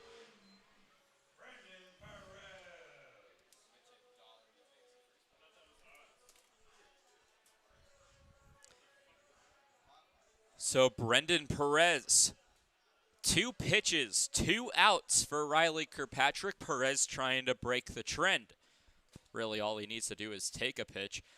And indeed he does down the center of the plate for strike number 1, forcing Kirkpatrick's pitch total in the inning to get to at least 4.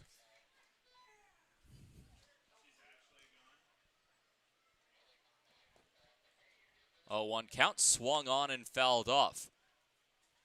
We'll move the count to no balls and 2 strikes to Perez from Kirkpatrick.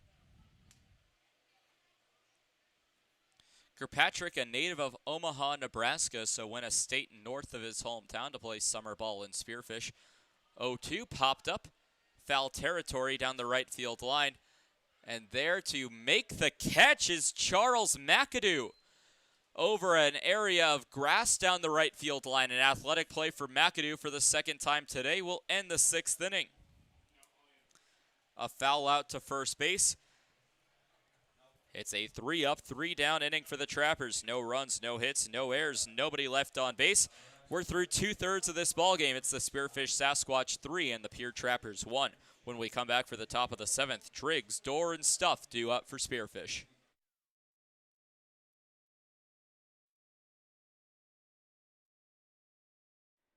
Dano's Marine is a proud partner of Pierre Trappers Baseball. Located at 320 St. Charles Street, Dano's provides service on your boat to get you back out on the water in the dog days of summer. Give them a call at 605-224-6612. That's Dano's Marine at 605-224-6612.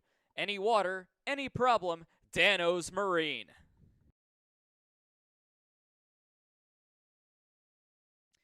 Wow, Shell's Quick Stop is the place to go for a variety of food, drinks, fishing tackle, and more. Hungry? Come on down for breakfast pizza, burritos, biscuits and gravy, soup, salad, and wraps. Thirsty? Try their hot and cold espresso drinks, lattes, frappuccinos, and milkshakes from the drive-up window. Heading down to the water? Stop by to pick up minnows, crawlers, and leeches to secure the big bites. All of it's down at Shell's at 621 West Sioux Avenue.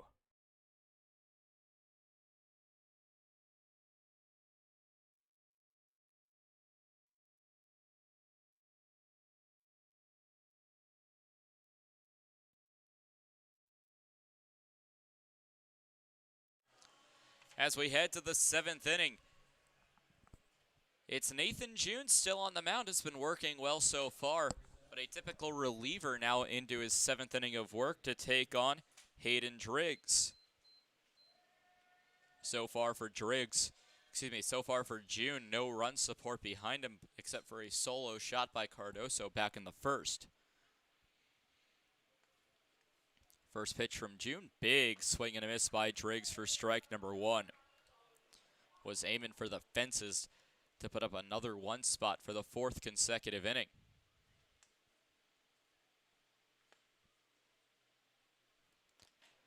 0-1, cut on and missed for strike number 2. Back-to-back big cuts by Driggs. Driggs today 0 for 2 with a strikeout swinging in the 2nd and a flyout to right in the 4th.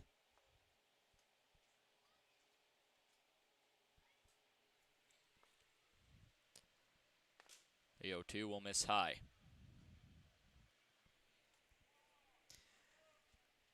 Driggs has not led off an inning yet. He's been the 2nd out of an inning and the 3rd out of an inning. Has not gotten aboard yet. 1-2. Called strike 3 on the inside part of the plate. Looked like it was a little too far inside for Driggs, but June will get the punch out regardless. 7 strikeouts on the day for Nathan June, as it will bring up Michael Dorr.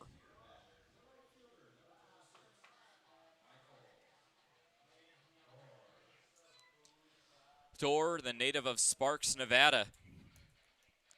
Pitch will be taken low for ball number 1.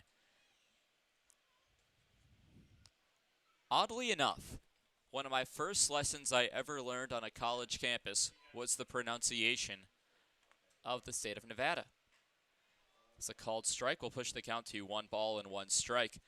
I was on a college tour of what is now my the college that I attended, Virginia Tech, and I was sitting in on one class, and it was right around the time of March Madness as a pitch taken high and outside for ball number 2, and that was the year that the Nevada Wolfpack made the tournament.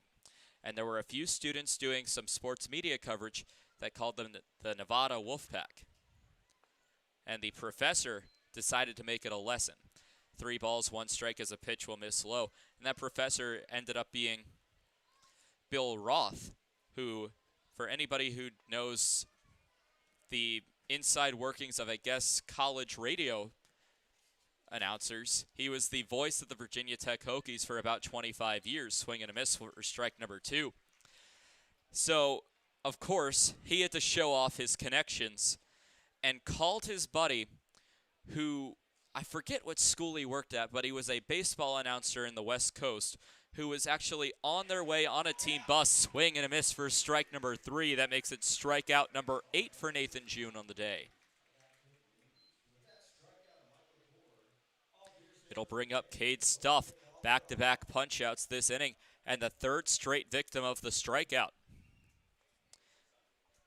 They were actually on their way to play the Wolfpack in a game of baseball as Stuff steps up 0 for 1 on the day with a ground out to second and a sacrifice bunt. FaceTimed him in the middle of class, and while on the bus said, "How do you stay the state of Nevada?" And he pretty much said it is pronounced Nevada, as in apple, and not Nevada. And if you go and say that to a native of that state, they will get extremely offended and upset. Strike number 2 called. So, for those of you back at home, or even for my companions in the press box, if you call it Nevada, it's technically announced Nevada.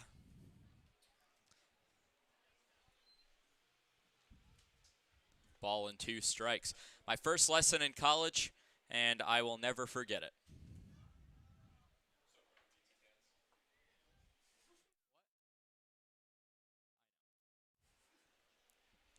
Ball and 2 strikes, 2 away here in the top of the 7th. Nobody aboard.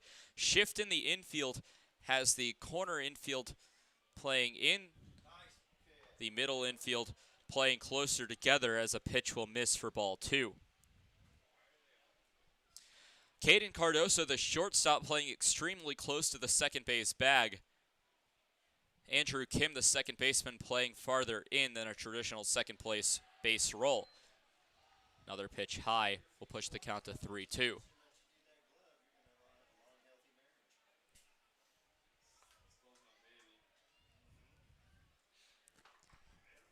Three balls, 2 strikes, 2 outs.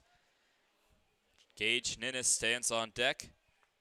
The 0 for 1 Stuff will wait on the payoff pitch with 2 away from Nathan June. As the pitch misses low, draws a lot of cheers from the Spearfish dugout as Cade Stuff will take his first trip to the base paths in over a month.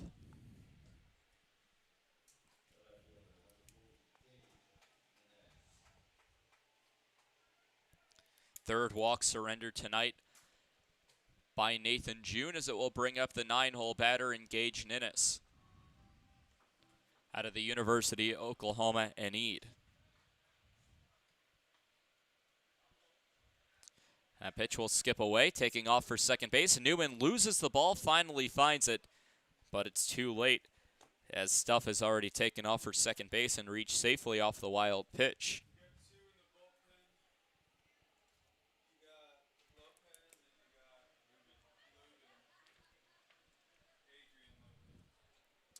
Pair of arms going in the Trappers bullpen for potential relief of Nathan June in the 8th inning. It's the submarine pitcher Tyler Lubin as well as the original Lopez on the team, as it's Adrian Lopez warming up. Lopez, the first member of the Trappers with that last name, later added Bryce Lopez. 1-0, called a strike, will push the count even.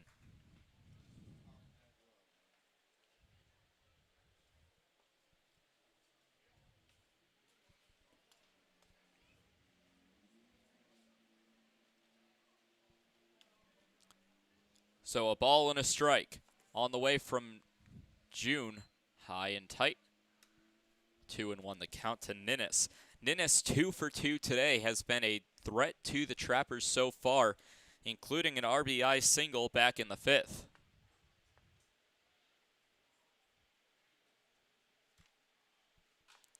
Two-1 on a chopper over to the shortstop in Cardoso. Cardoso picks it up, fires onto first base.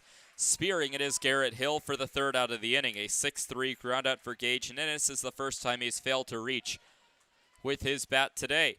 No runs, no hits, no errors. A runner left on base with 2 strikeouts by Nathan June. It's time to stand up and stretch here from Hyde Stadium. The 7th inning stretch sees the Sasquatch leading 3-1. Garrett Hill, Spencer Weston, and Cole Yancey due up when we come back.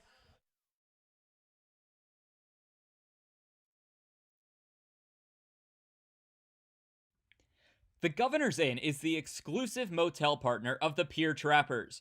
Check out the special Trappers rate for your visit to Pierre and Hyde Stadium this summer. Call 605-224-4200 directly to get the Trappers rate. With free wireless internet, a deluxe breakfast, and an indoor pool and hot tub, there's no reason not to stop at the Governor's Inn. Total Beauty and Speedway Laundry are your homes for everything clothing in the capital area. Since 2010, Total Beauty has offered great customer service and competitive prices. Next door at Speedway Laundry, they have you covered for a fast, convenient way to wash and dry your clothes and other household items, including king-size comforters. Visit them at 111 First Street in Fort Pierre.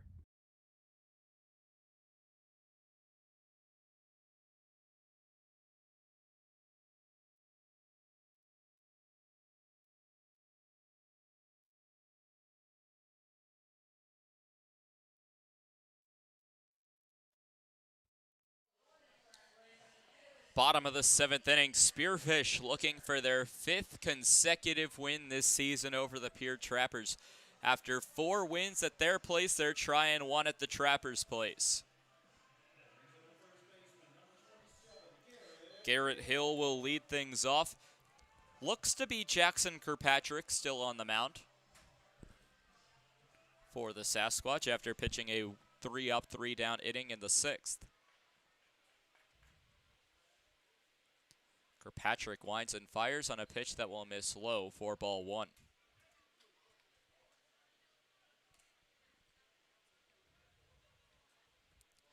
It is currently 8:50 here in the Central Time Zone. So we're encroaching on the 2-hour mark of today's ball game on a pop fly down the right field line, hooking foul.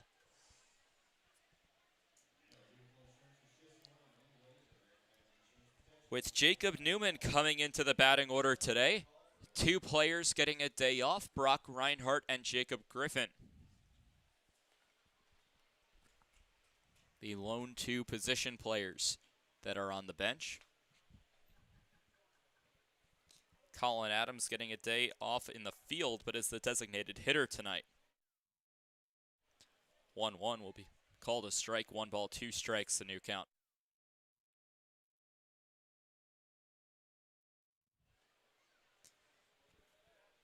Sasquatch have scored a single run in each of the middle 3rd innings. 1 in the 4th, 1 in the 5th, 1 in the 6th. It's a 1-2 swung on and missed for strike number 3. Hill goes down on strikes against Kirkpatrick. First strikeout for Riley Kirkpatrick.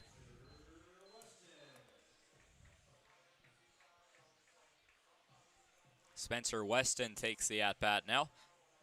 Weston today 0 for 2 with a ground out to the shortstop in the 2nd and a strikeout swinging in the 4th.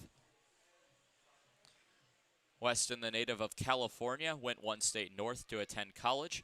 Now is a few states to the east to play summer ball. Ground ball heading over to McHenry, the 3rd baseman. McHenry fires onto first, throwing McAdoo off the bag, but McAdoo will have a heads-up play to make the tag. McAdoo fires it into left field. And thank goodness for the Sasquatch, nobody was on board when that throw happened.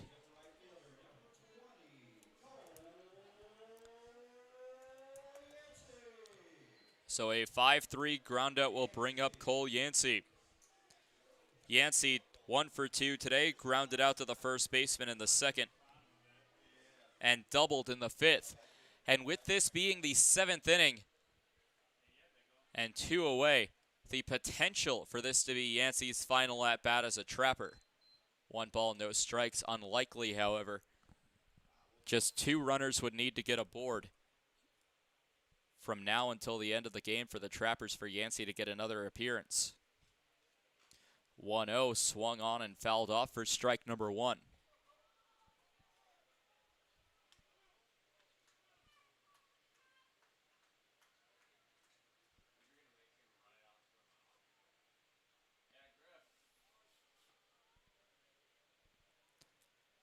Jacob Griffin, who's riding the pine today, will come out and deliver some baseballs to the home plate umpire. So far tonight, 3 runs on 5 hits, no errors for the Spearfish Sasquatch. 1 run, 3 hits, 2 errors for the Pierre Trappers. In a 3-1 ball game, bottom of the 7th with 8 combined base hits. 1-1 pitch taken high. Wonder if that still counts as a pitcher's duel. Borderline, but yeah.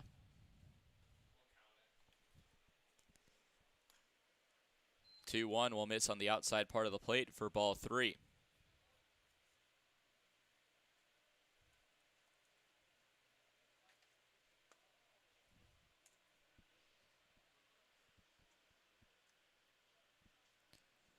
So a hitter's count to Cole Yancey, 3 balls and 1 strike. On its way, a called strike will run it full to the native of Georgia.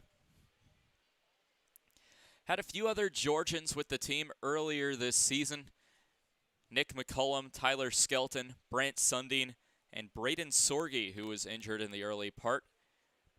Yancey's teammate is Yancey will draw the full count walk. So a 2-out walk will be the first batter to reach against Riley Kirkpatrick as it brings up Jacob Newman.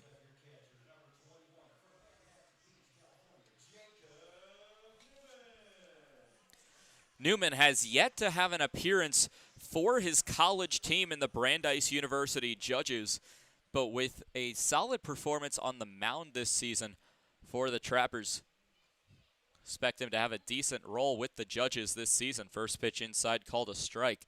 And if he can establish himself as a two-way player, that's all the more reason for Brandeis to find Newman valuable. At one point in the season, Newman did lead the team in RBIs with 8. Has not gotten one since having the team lead as El Foul went back towards the window. It's into the press box. Oh my goodness, our public address announcer, Chili Chad, has made the catch on a baseball in the press box. That is incredible. Thank goodness that one did not come towards my window because there's a camera sticking out of it. 0-1 fouled off yet again. Count will remain 0-2.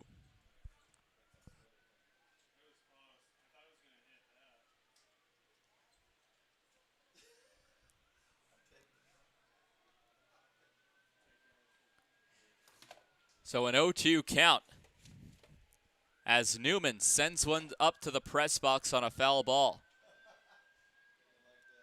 Sirens race across the left field line. An 0-2. Look back over to first base. The 0-2 pitch called, strike number 3. That will end the inning. Newman spends a second in the right-handed batter's box before walking back to the dugout.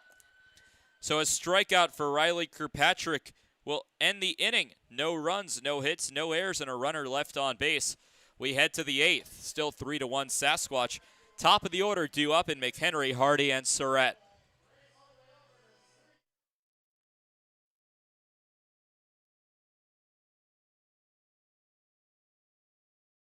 You don't need an illness to need a doctor. You don't need to feel sick to feel better.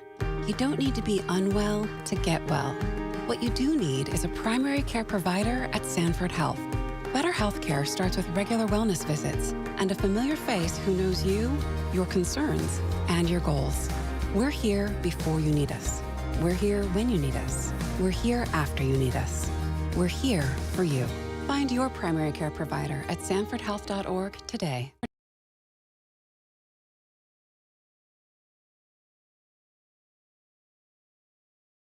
Trappers fans, summer is here. Get your boat back in shape with a visit to Dano's Marine. Dano's Marine will get you back out on the water this summer with excellent service and years of experience. Give them a call at 605-224-6612 or visit them at 320 St. Charles Street in Pierre. Any water, any problem, Dano's Marine.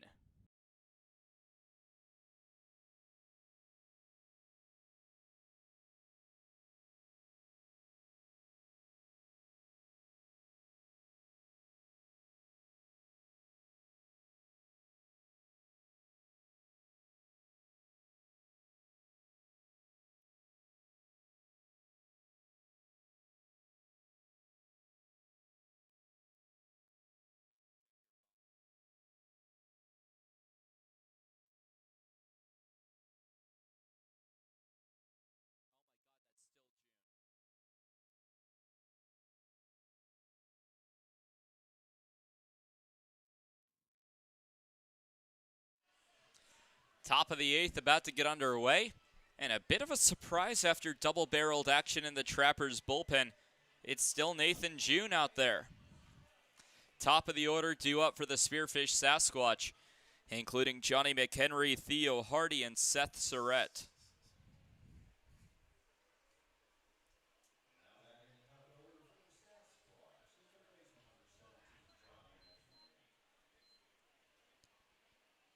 Johnny McHenry steps up, the leadoff batter today, or the top of the order, I should say.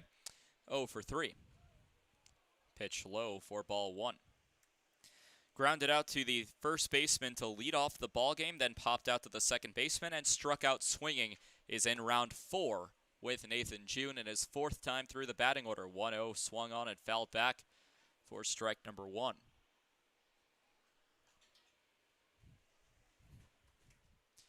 And as a pitcher, you really know you have a batter fooled when you can make one guy go 0 for 4 against you in a single ball game.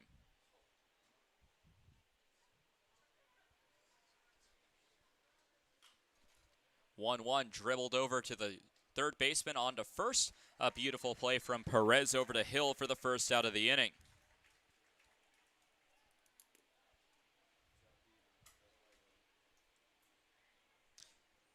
One away as it brings up Theo Hardy, who's 1 for 2.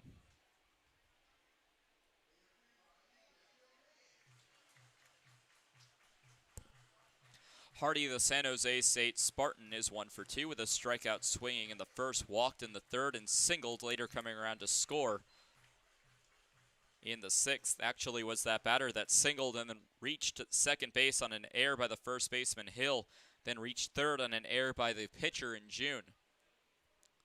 First pitch will miss from Nathan June to Theo Hardy for ball number 1.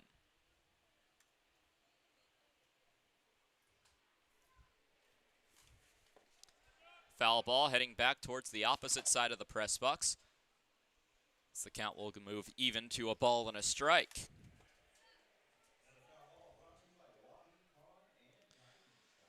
There have been a couple close plays this season where the ball looked like it was going to come up into the press box. Didn't happen till tonight. 1-1 pitch works its way inside for ball 2.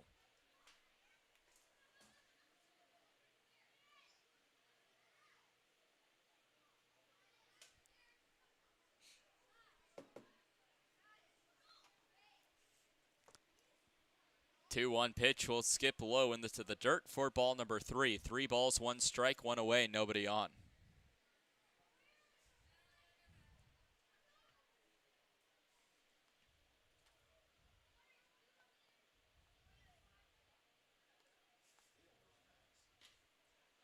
Three-one called a strike as the count runs full. Payoff pitch.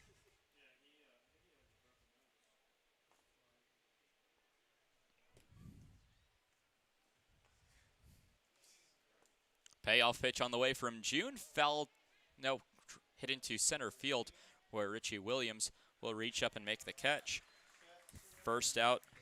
Second out of the inning, excuse me. As that will go for out number 2, bringing up Seth Surratt.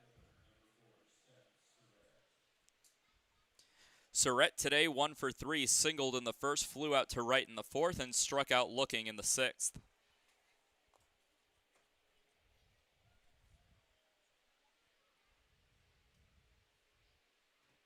Sasquatch 3, Trappers 1 here in the top of the 8th.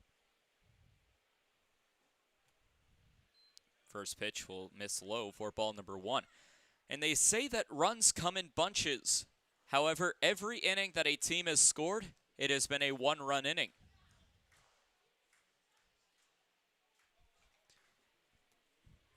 One 0 will be called a strike to even the count to Seth Surratt. 1 ball, 1 strike.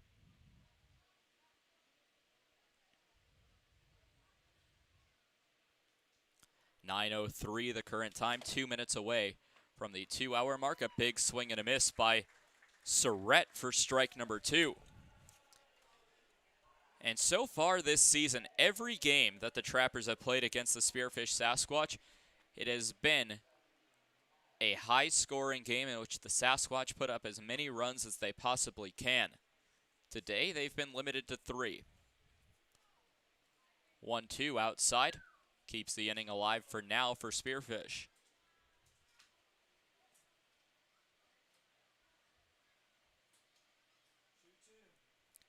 Trappers and the Sasquatch alike, in which no player on their roster a native of the city that they're from. 2-2 fouled back, keeps it alive.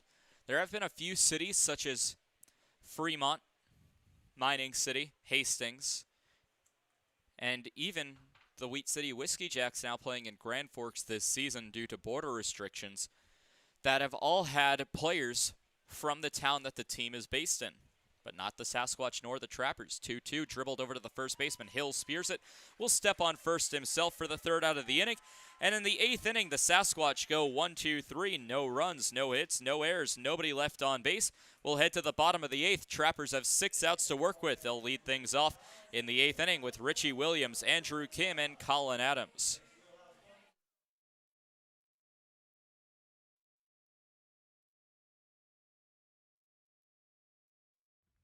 The Pierre Trappers are proud to partner with the Governor's Inn, the exclusive motel partner of the Pierre Trappers. Call 605-224-4200 for a special Trappers rate when you visit Pierre and Hyde Stadium. Whether you're coming for the best hunting, fishing, and outdoor recreation in the Midwest, just passing through, or coming out to the ballpark, the Governor's Inn is the place for you.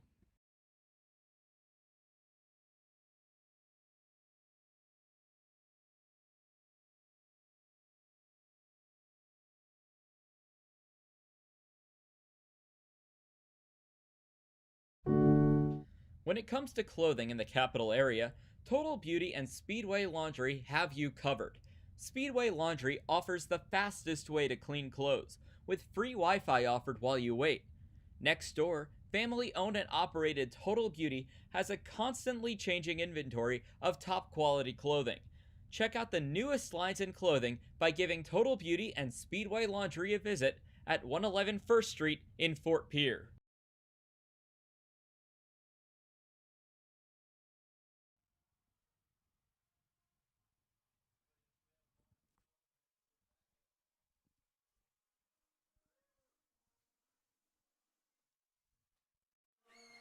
Bottom of the 8th inning as the Trappers finishing up their most famous promotion here from Hyde Stadium in the wheelhouse plumbing toilet paper toss. And it's the most simple thing in the world to give away a roll of 2-ply toilet paper, but the fans here go crazy over it. So bottom of the 8th inning, as it will be Richie Williams leading things off. First pitch swinging, fouled off for strike 1.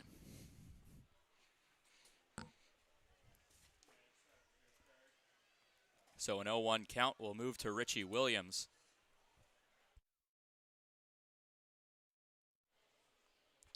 Williams will wait on the 0-1 from Kirkpatrick that skips away for ball number 1.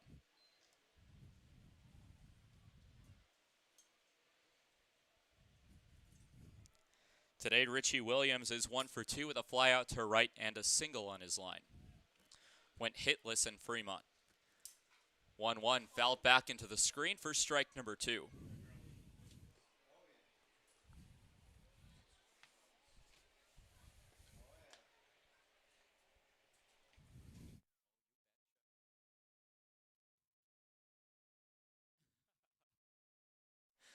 A A ball and 2 strikes to Williams, bottom of the 8th, the leadoff batter. 3-1 Sasquatch lead. Williams trying to start a rally. 1-2, hit into right field, foul territory, well out of play.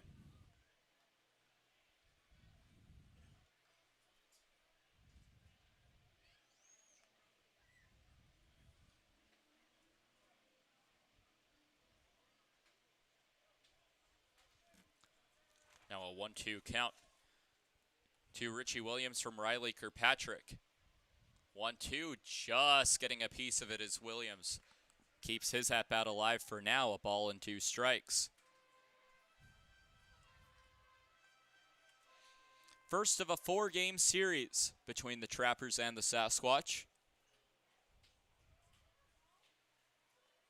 Tomorrow's game will be here from Hyde Stadium. First pitch at 7:05. You can tune in on both the Trappers Mixler and YouTube live streams as a chopper up the middle, right to the second baseman and Bachman. Bachman on to first. Not in time. Richie Williams beating it out on a base hit. Williams now 2 for 3 today, as it will bring up the top of the order.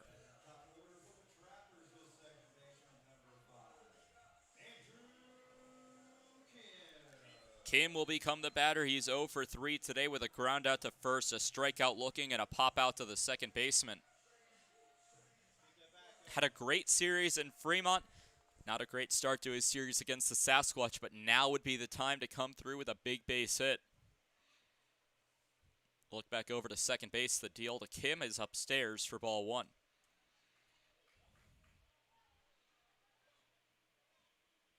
Nobody out in the bottom of the 8th, with Williams standing at first after a leadoff single. Only the 4th base hit of the day for Pierre.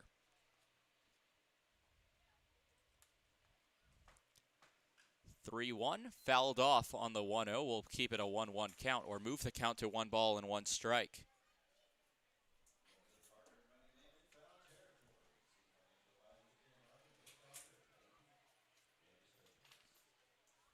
So Kim, the native of Libertyville, Illinois, waits on the 1-1 from Riley Kirkpatrick, the native of Omaha, Nebraska. 1-1, runner goes on a throw low. The throw down by Driggs is in time, and for the second time tonight, a stolen base. Will be no such stolen base for the Trappers. Caden Cardoso caught stealing in the 4th inning, and now Richie Williams caught stealing in the 8th. The Trappers 0 for 2 on stolen base attempts today.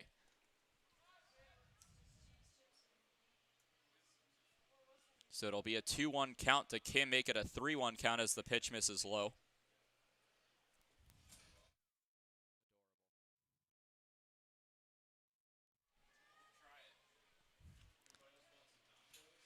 (3-1) count to Kim. Now bases empty with 1 out on a pop fly.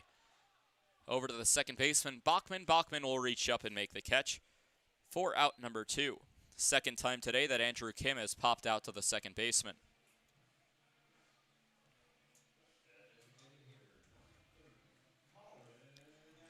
So Colin Adams, 0 for 3 today, popped out back to the catcher, struck out looking, and flew out to left field on his day so far.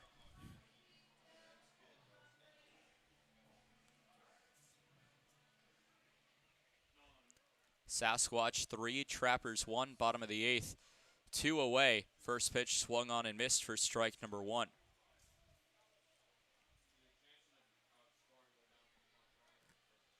So a 3-1 Sasquatch lead here in the bottom of the 8th.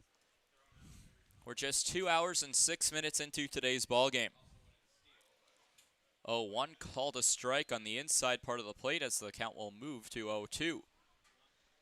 Colin Adams' last home run came at the Home Run Derby, as he has not hit one since the All-Star break.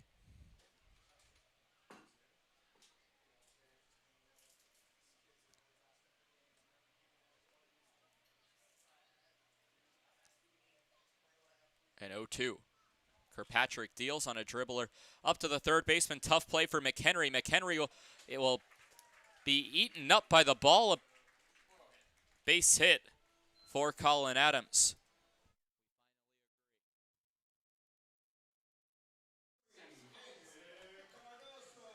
Caden Cardoso will get the at-bat in a big spot. 2 outs. Trappers trying to start a 2-out rally. Cardoso, the Minot State Beaver in the regular season, trying to come through with a clutch base hit right here. Hit the solo home run back in the first inning. If he repeats that performance, it would tie the ball game at 3. Kirkpatrick deals a big swing and miss by Cardoso as he was trying to make the prophecy come true. Instead, it will be strike 1.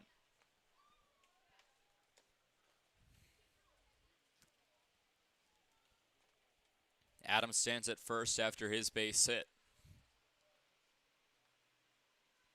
0-1 will get away from Driggs. Taking off for second base is Colin Adams. And Adams will pull into second base off the wild pitch that missed low.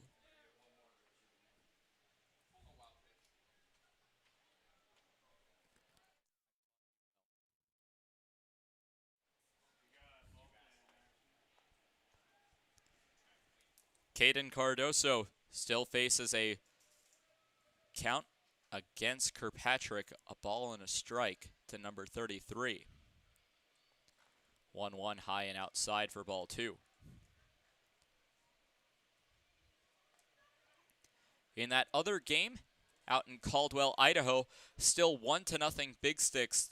3 innings later from our last update, Big Sticks still lead 1-0.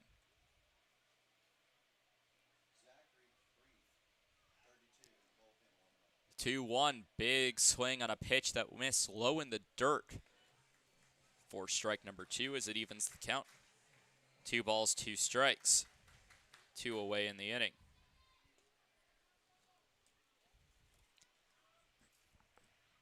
Cardoso steps back into the left-handed batter's box to take on the left-handed pitcher in Riley Kirkpatrick. 2-2 inside and will hit Cardoso in the ribcage. He collapses down to his hands and knees. Cardoso's in pain. Will take a second as Monterio May trots down the third baseline. So will the athletic trainer. Cardoso was hit right in the ribcage.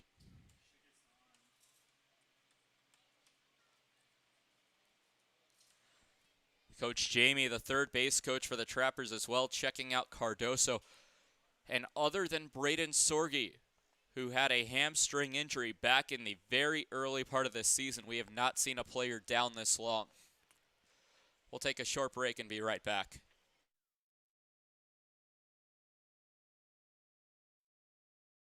Hey, it's the old top Gator here with Gators Pizza Pasta Subs in the Northridge Plaza. Gators is known for top quality food. Now you can have our food selections delivered right to your front door using DoorDash. That's right, now you have 4 ways that you can get great Gators food. Dine in, carry out, curbside pickup, and now delivery through DoorDash. Gators has been serving the Pierre area and now Trappers baseball fans since 1987. Gators Pizza Pasta Subs in the Northridge Plaza. Dano's Marine is a proud partner of Pierre Trappers Baseball. Located at 320 St. Charles Street, Dano's provides service on your boat to get you back out on the water in the dog days of summer. Give them a call at 605-224-6612. That's Dano's Marine at 605-224-6612. Any water, any problem, Dano's Marine.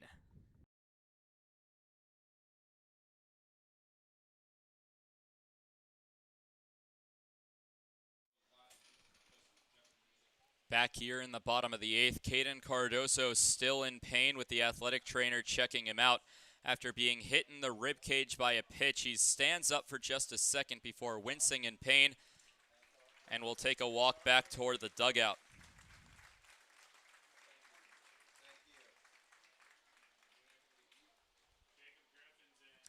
So Jacob Griffin will be a pinch runner in place of Caden Cardoso, who walks back into the dugout.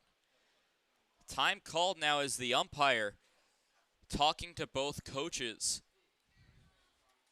about what changes are going to come.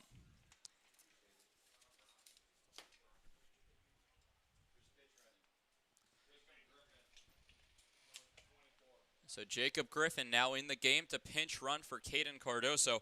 And unfortunate for the Trappers as they don't know if that's it for Caden Cardoso or if He just needs a night off. Now Jared Molna will come out to talk to his pitcher in Riley Kirkpatrick. As after that hit by pitch and everything that happened with that, there will be a pitching change. Jacob Griffin comes in to pinch run. New pitcher coming in for the Sasquatch. We'll get you caught up on his statistics when we come back.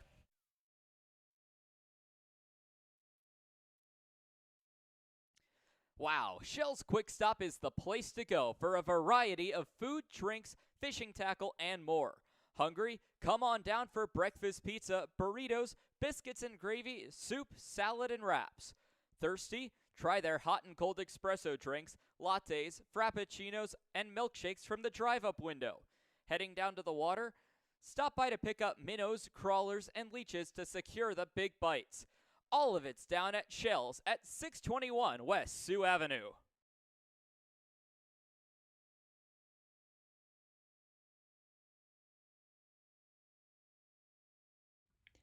The Governor's Inn is the exclusive motel partner of the Pierre Trappers. Check out the special Trappers rate for your visit to Pierre and Hyde Stadium this summer.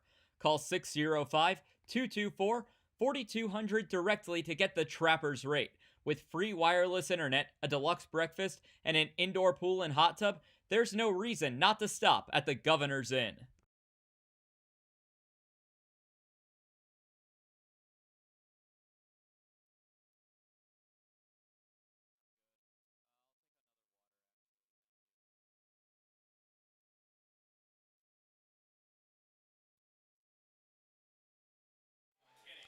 Zachary Creeth comes into the ballgame to pitch for the Spearfish Sasquatch. A 3-0 record with 11 saves on the season. In 23 games, no starts, has pitched in 38 innings. Has an insane strikeout to walk ratio, 49 strikeouts to just 8 walks. His last appearance came on July 28th against the Sioux Falls Sunfish, pitched in an inning, allowed no hits, no runs. Allowed 1 walk, getting the save in that appearance. At a Colorado School of the Mines, Creeth will come in to pitch in his 24th game of the season.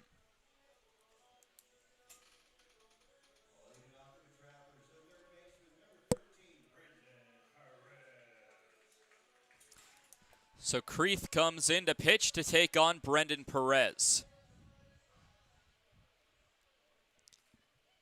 Perez will wait on the first pitch from the new pitcher in Creeth. Swung on and missed for strike number 1 with 2 away here in the bottom of the 8th.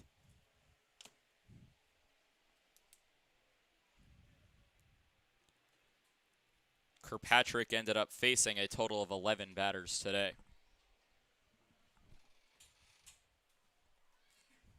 An 0-1 pitch swung on and missed for strike number 2. An 0-2 count with 2 outs. Runners at first and second base. Jacob Griffin, the pinch runner.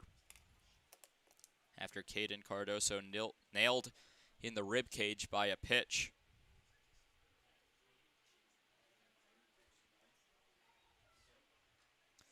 Oh, 2 fouled back into the screen, keeps it alive.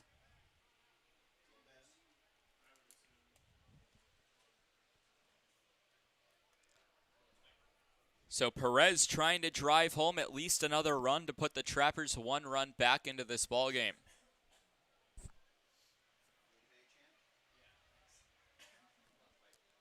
An 0-2 count, check back over at second. The pitch on the outside part of the plate. Driggs will fire back to second base. Nobody covering the bag, so back in safely is Colin Adams. Count will move to a ball and 2 strikes. Sasquatch 3, Trappers 1.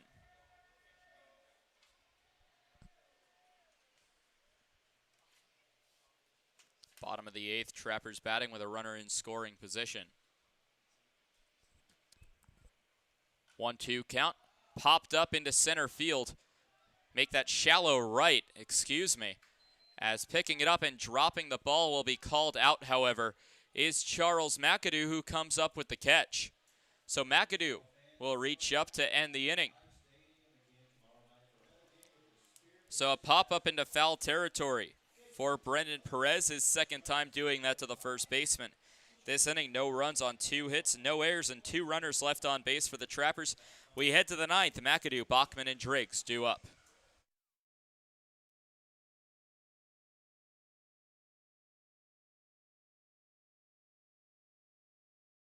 You don't need an illness to need a doctor. You don't need to feel sick to feel better. You don't need to be unwell to get well. What you do need is a primary care provider at Sanford Health. Better healthcare starts with regular wellness visits and a familiar face who knows you, your concerns, and your goals. We're here before you need us. We're here when you need us. We're here after you need us. We're here for you. Find your primary care provider at sanfordhealth.org today.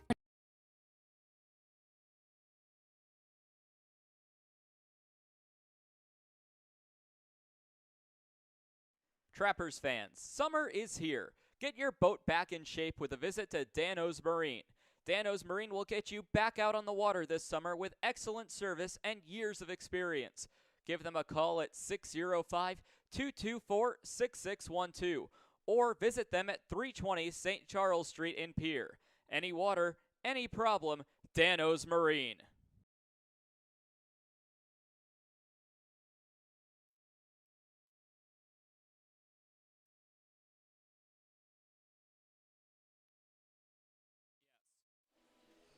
Back here for the top of the 9th inning as a new pitcher comes in for the Pierre Trappers. It will be number 8, Adrian Lopez out of Menlo College in California. Coming in to pitch against the 4, 5, 6 part of the batting order, Charles McAdoo, Ryan Bachman, and Hayden Driggs. As the Trappers looking to keep their deficit at just 2 runs to give them their best chance of a comeback in the bottom of the 9th. Again, the Sasquatch leading 3-1 heading into the top of the 9th.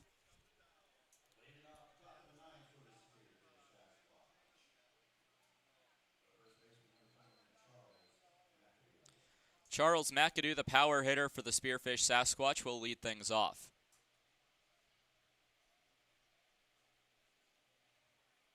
Wait on the first pitch from Adrian Lopez, the new pitcher. Winds up and deals on a pitch that misses low. Newman tried to pick it out of the dirt, but will fail as it stays in the dirt for ball number 1. Ball and no strikes as Newman comes out to talk to Lopez and his new pitcher possibly about signs.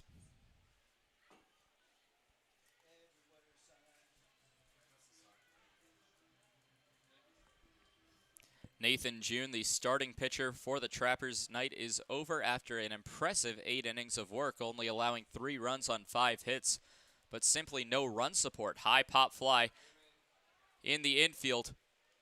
Hill calls for it, but it will drop in the field of play. Nobody seemed to know where it was going, however.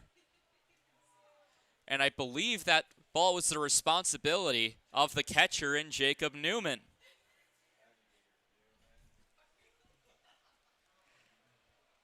So the count will move to a ball and a strike.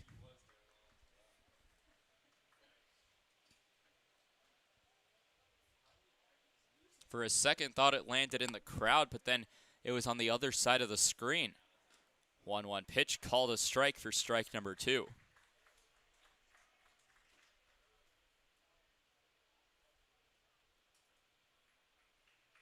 Three runs, 5 hits, and no errors for the Sasquatch. 1 run on 5 hit, 2 errors for Pierre.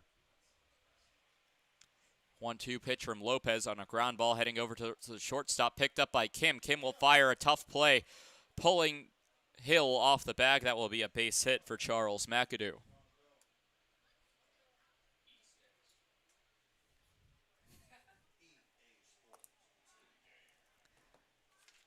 So McAdoo will single to lead off the top of the 9th. His second base hit of the day after a triple in the 4th. Bachman will become the new batter at a Minnesota State Mankato. 0 for 2 today with a fly out to center field, a sacrifice fly to center field, and a strikeout swinging. So when he puts the ball into play, it goes straight to center field, as of today at least, and when he doesn't put the ball in play, it's a strikeout. Top of the ninth, runner on for Spearfish. First pitch well inside for ball number 1 from Adrian Lopez. The Trappers this season have struggled with their bullpen as their starting pitchers have seemed to do the best of their entire lineup of pitchers in a series. Doesn't matter who it is, if it's a reliever coming in to start, they typically do better than a reliever coming out of the bullpen. 1-0 pitch, swung on, foul tip, meaning that McAdoo, who took off for second base, will have to retreat back. And now, what just happened? The umpire pointing, I believe that was a... There's going to be an out on the play as Bachman heads back to the dugout, and McAdoo will have to head back to first base. I'm confused.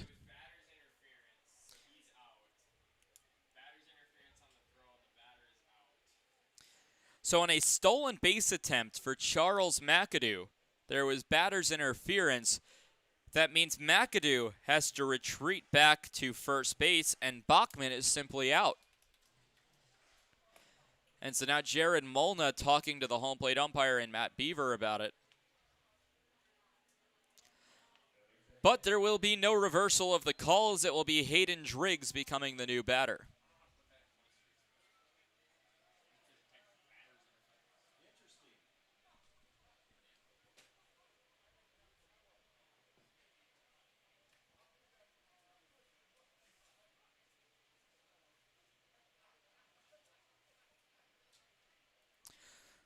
So Hayden Driggs, who's 0 for 3 today with a pair of strikeouts, will take the at-bat against Adrian Lopez. First pitch will miss low for ball number 1.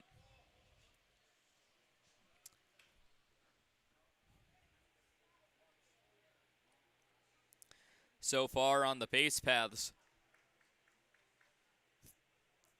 the Sasquatch 0 for 2 on stolen bases. Both runners caught stealing were Gage and Innes.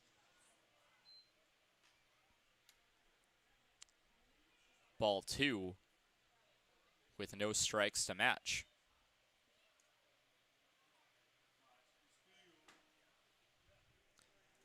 McAdoo taking a lead over at first base, swings his arms. 2-0 pitch will be called a strike on the outside part of the plate, right around belt high on the fastball.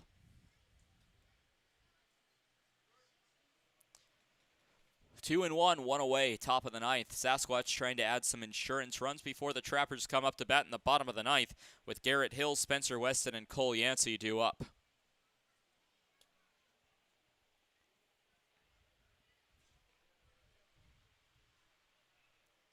Two one. Lopez takes a deep breath. Runner goes on a pitch inside. The throw down by Newman will not be in time. A stolen base for Charles McAdoo.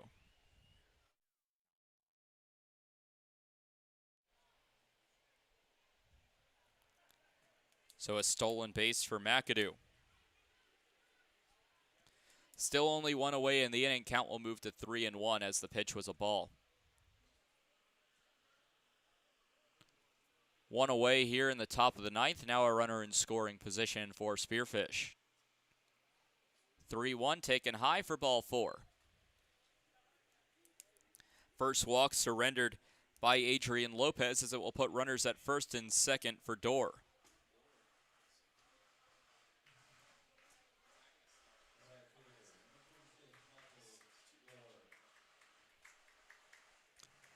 Michael Dorr 0 for 2 today with a pair of strikeouts and a walk in his lone walk of the ball game back in the 5th. Did later come around to score. Time called as I believe there was a balk called on Adrian Lopez. Second consecutive game in which the Trappers have been called on a balk.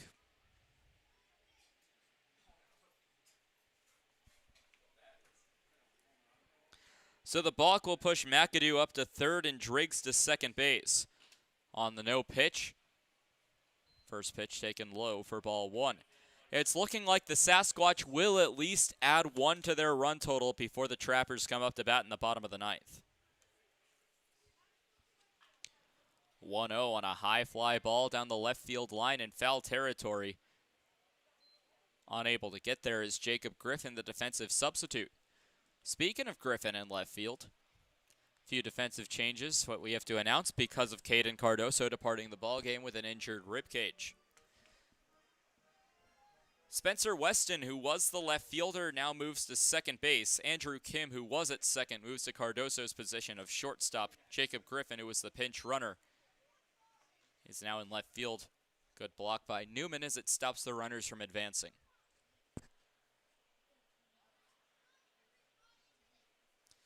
Two balls, one strike, one out. Top of the ninth. Runners at second and third.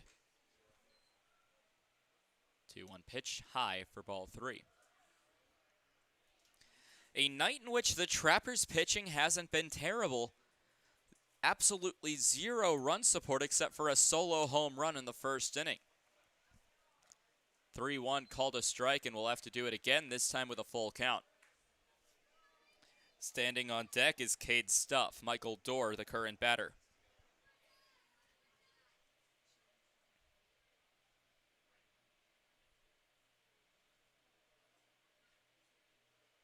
Sun has gone down here, and Pierre, the 3-2, taken high for ball number 4 as Lopez struggling to get outs. Second walk in a row as Dorr will reach on his second walk of the ballgame. Time called as Monterio May comes out to talk to Adrian Lopez, looks into the bullpen. Lopez sees that somebody's warming up, and I think Lopez can sense that his day may be done.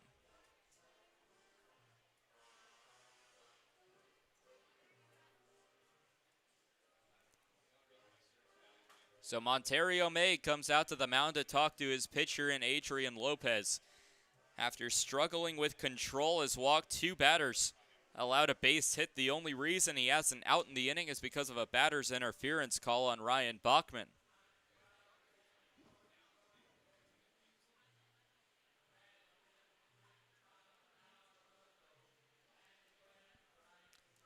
So looks like Lopez will be left in the ballgame as May just wanted to have a conversation.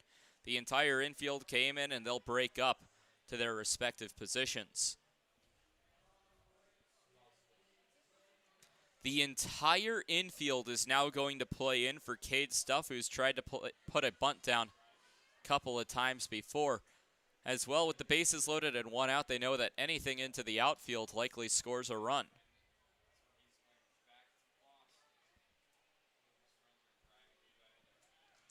First pitch, runner goes. Jacob Newman has McAdoo stuck in a rundown, and Newman will make the out on McAdoo for out number 2. I don't know what McAdoo was trying to do, if he was expecting Stuff to miss the bunt.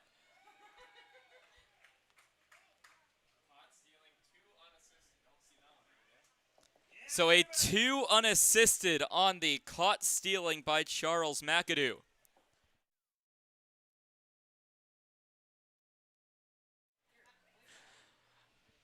Ball and 1 strike to Stuff, now with runners at first and second.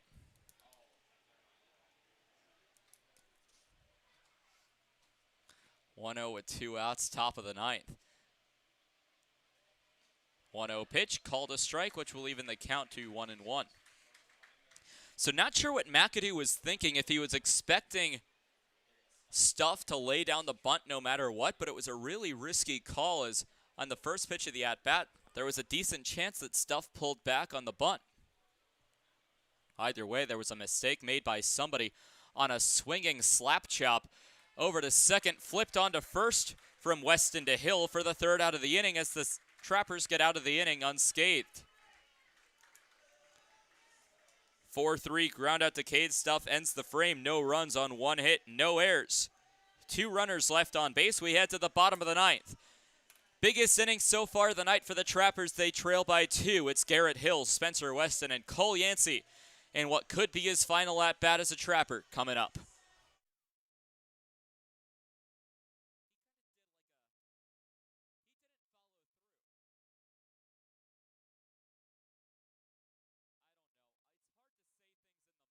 Join the Shell's loyalty program and never pay full price for gas again.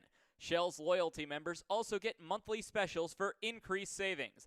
Shells doesn't just fill up your tank, but it also fills up your stomach with a variety of food and drinks. Become a Loyalty Club member today by visiting Shells at 621 Sioux Avenue or give them a call at 605 224 6266.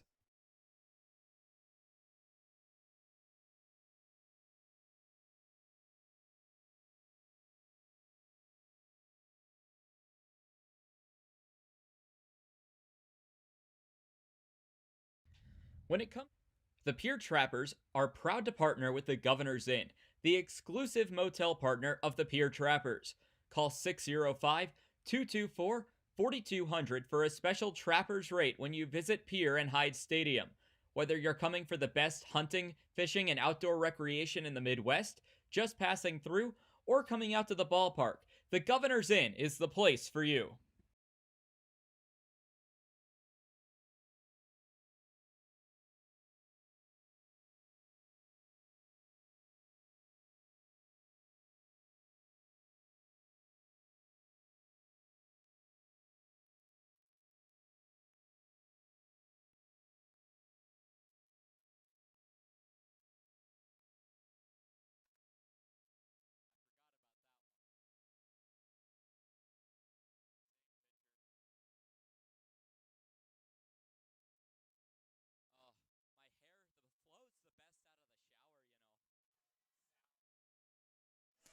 Bottom of the ninth. The most exciting and the most heartbreaking inning in all of baseball. As it will be Garrett Hill leading things off against Zachary Creeth.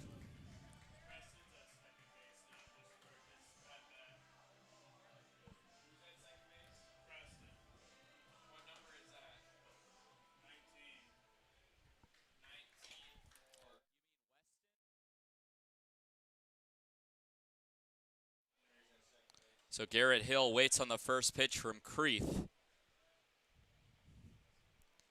On the way, high and tight for ball number one. Creeth, the third pitcher for the Sasquatch used tonight. The first two pitchers were Nico Saldias and Riley Kirkpatrick. Take you through their lines for Saldias. Pitched 5 complete innings, only allowed 3 base hits on the Trappers. 1 run it was earned. That one's called a strike. We'll even the count to 1-1. Walked 2 Trapper batters while striking out 4. Riley Kirkpatrick then came in, pitched 2 2/3, allowed 2 base hits, no runs. Walking 1 and striking out 2. Now it's Creeth's turn as it's a called strike on the outside part of the plate. So far, Creeth through 1 inning pitched. Has only pitched to 1 batter. It was Brendan Perez who popped out in foul territory to the first baseman McAdoo.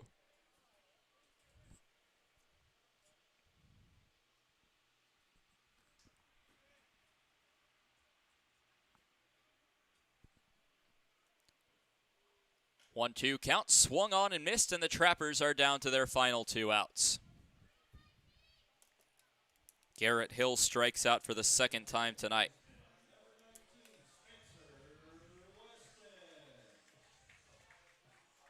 Spencer Weston will take the at-bat, trying to start a rally here in the bottom of the ninth to avoid the Trappers losing to the Sasquatch for the 5th time this season.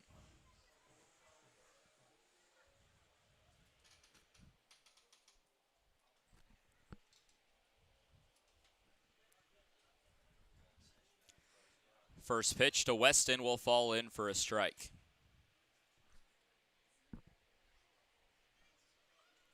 Bottom of the ninth with 1 away, nobody on, an 0-1 count to Spencer Weston with Cole Yancey standing on deck. Creeth sets and fires a check swing, appeal down, says yes he did for strike 2.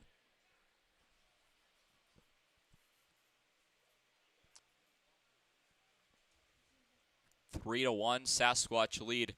Elsewhere in the Expedition League, the Big Sticks now hold a 3-0 lead over the Spuds in the bottom of the 4th. 0-2 pitch, check swing on a pitch that misses low for a 1-2 count.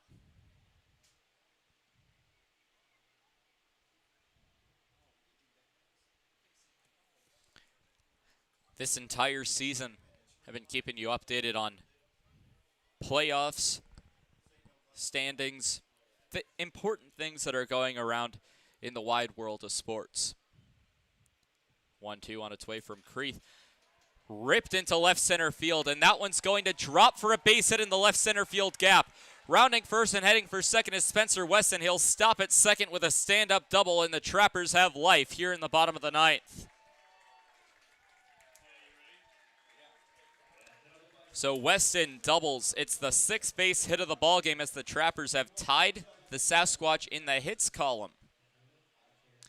And now Cole Yancey, a chance to be a hero in what could be his final at-bat as a Pierre Trapper.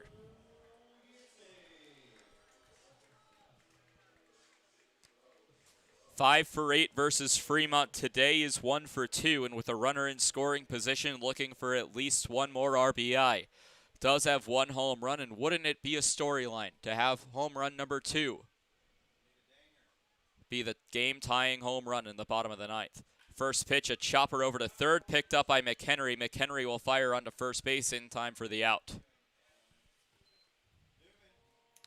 So a 5-3 ground out will bring up the Trappers' final out of the inning, of the ball game. And it's going to be up to Jacob Newman to keep the Trappers' hopes in this baseball game alive.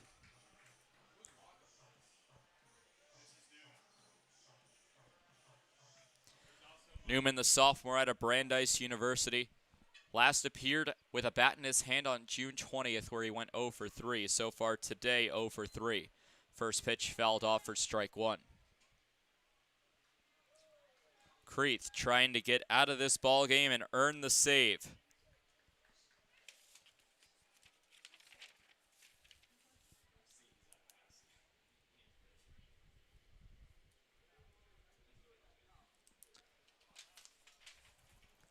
With an 0-1 count, Creeth looks back to second base. 0-1 pitch, called a strike, and the Trappers down to their final strike of the ballgame.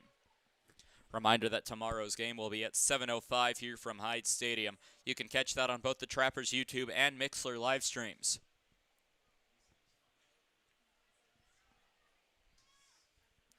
With an 0-2 count, check swing, appeal down to the field umpire who says no swing, the Trappers alive for now.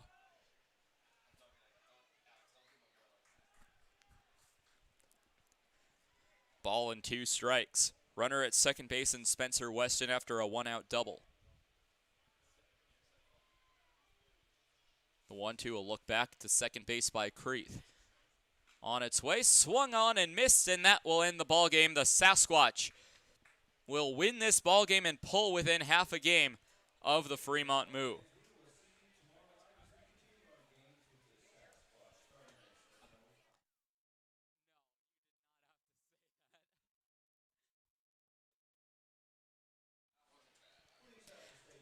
We'll take you down the line scores for both teams, as well as the pitching decisions, with the final out being recorded at 9:46 this evening, a semi-quick game of 2 hours and 41 minutes.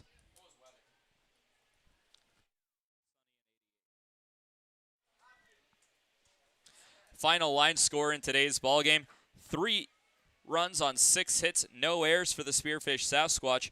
They ended up leaving a total of 5 runners on base. Meanwhile, for the Pierre Trappers, just 1 run on 6 base hits. They committed 2 errors, leaving a total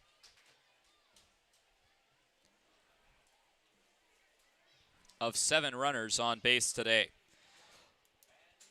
Although he pitched an amazing game for the Pierre Trappers, Nathan June unfortunately gets the loss. Does not deserve it, but sometimes that's the way baseball goes. Nico Solidas will earn the victory from the mound. Solidas, in his 14th game and 12th start, will improve to 7-2 on the season with the win. Excuse me, Saldias.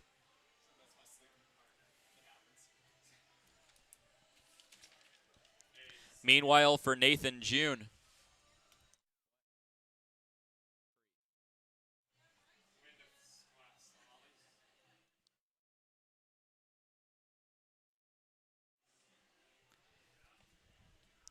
Meanwhile, the loss will go to Nathan June, and just his second start of the season will fall to 0-2 on the year.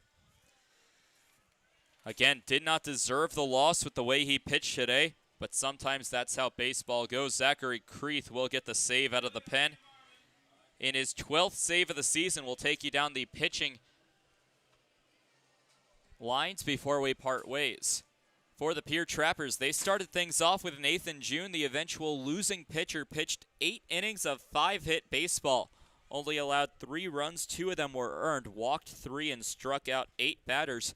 Adrian Lopez then came in to pitch the 9th, allowed 1 hit, no runs, 2 walks, no strikeouts. In total, the Trappers in 9 innings pitched allowed 6 hits, 3 runs, 2 of them earned, walking 5, striking out 8.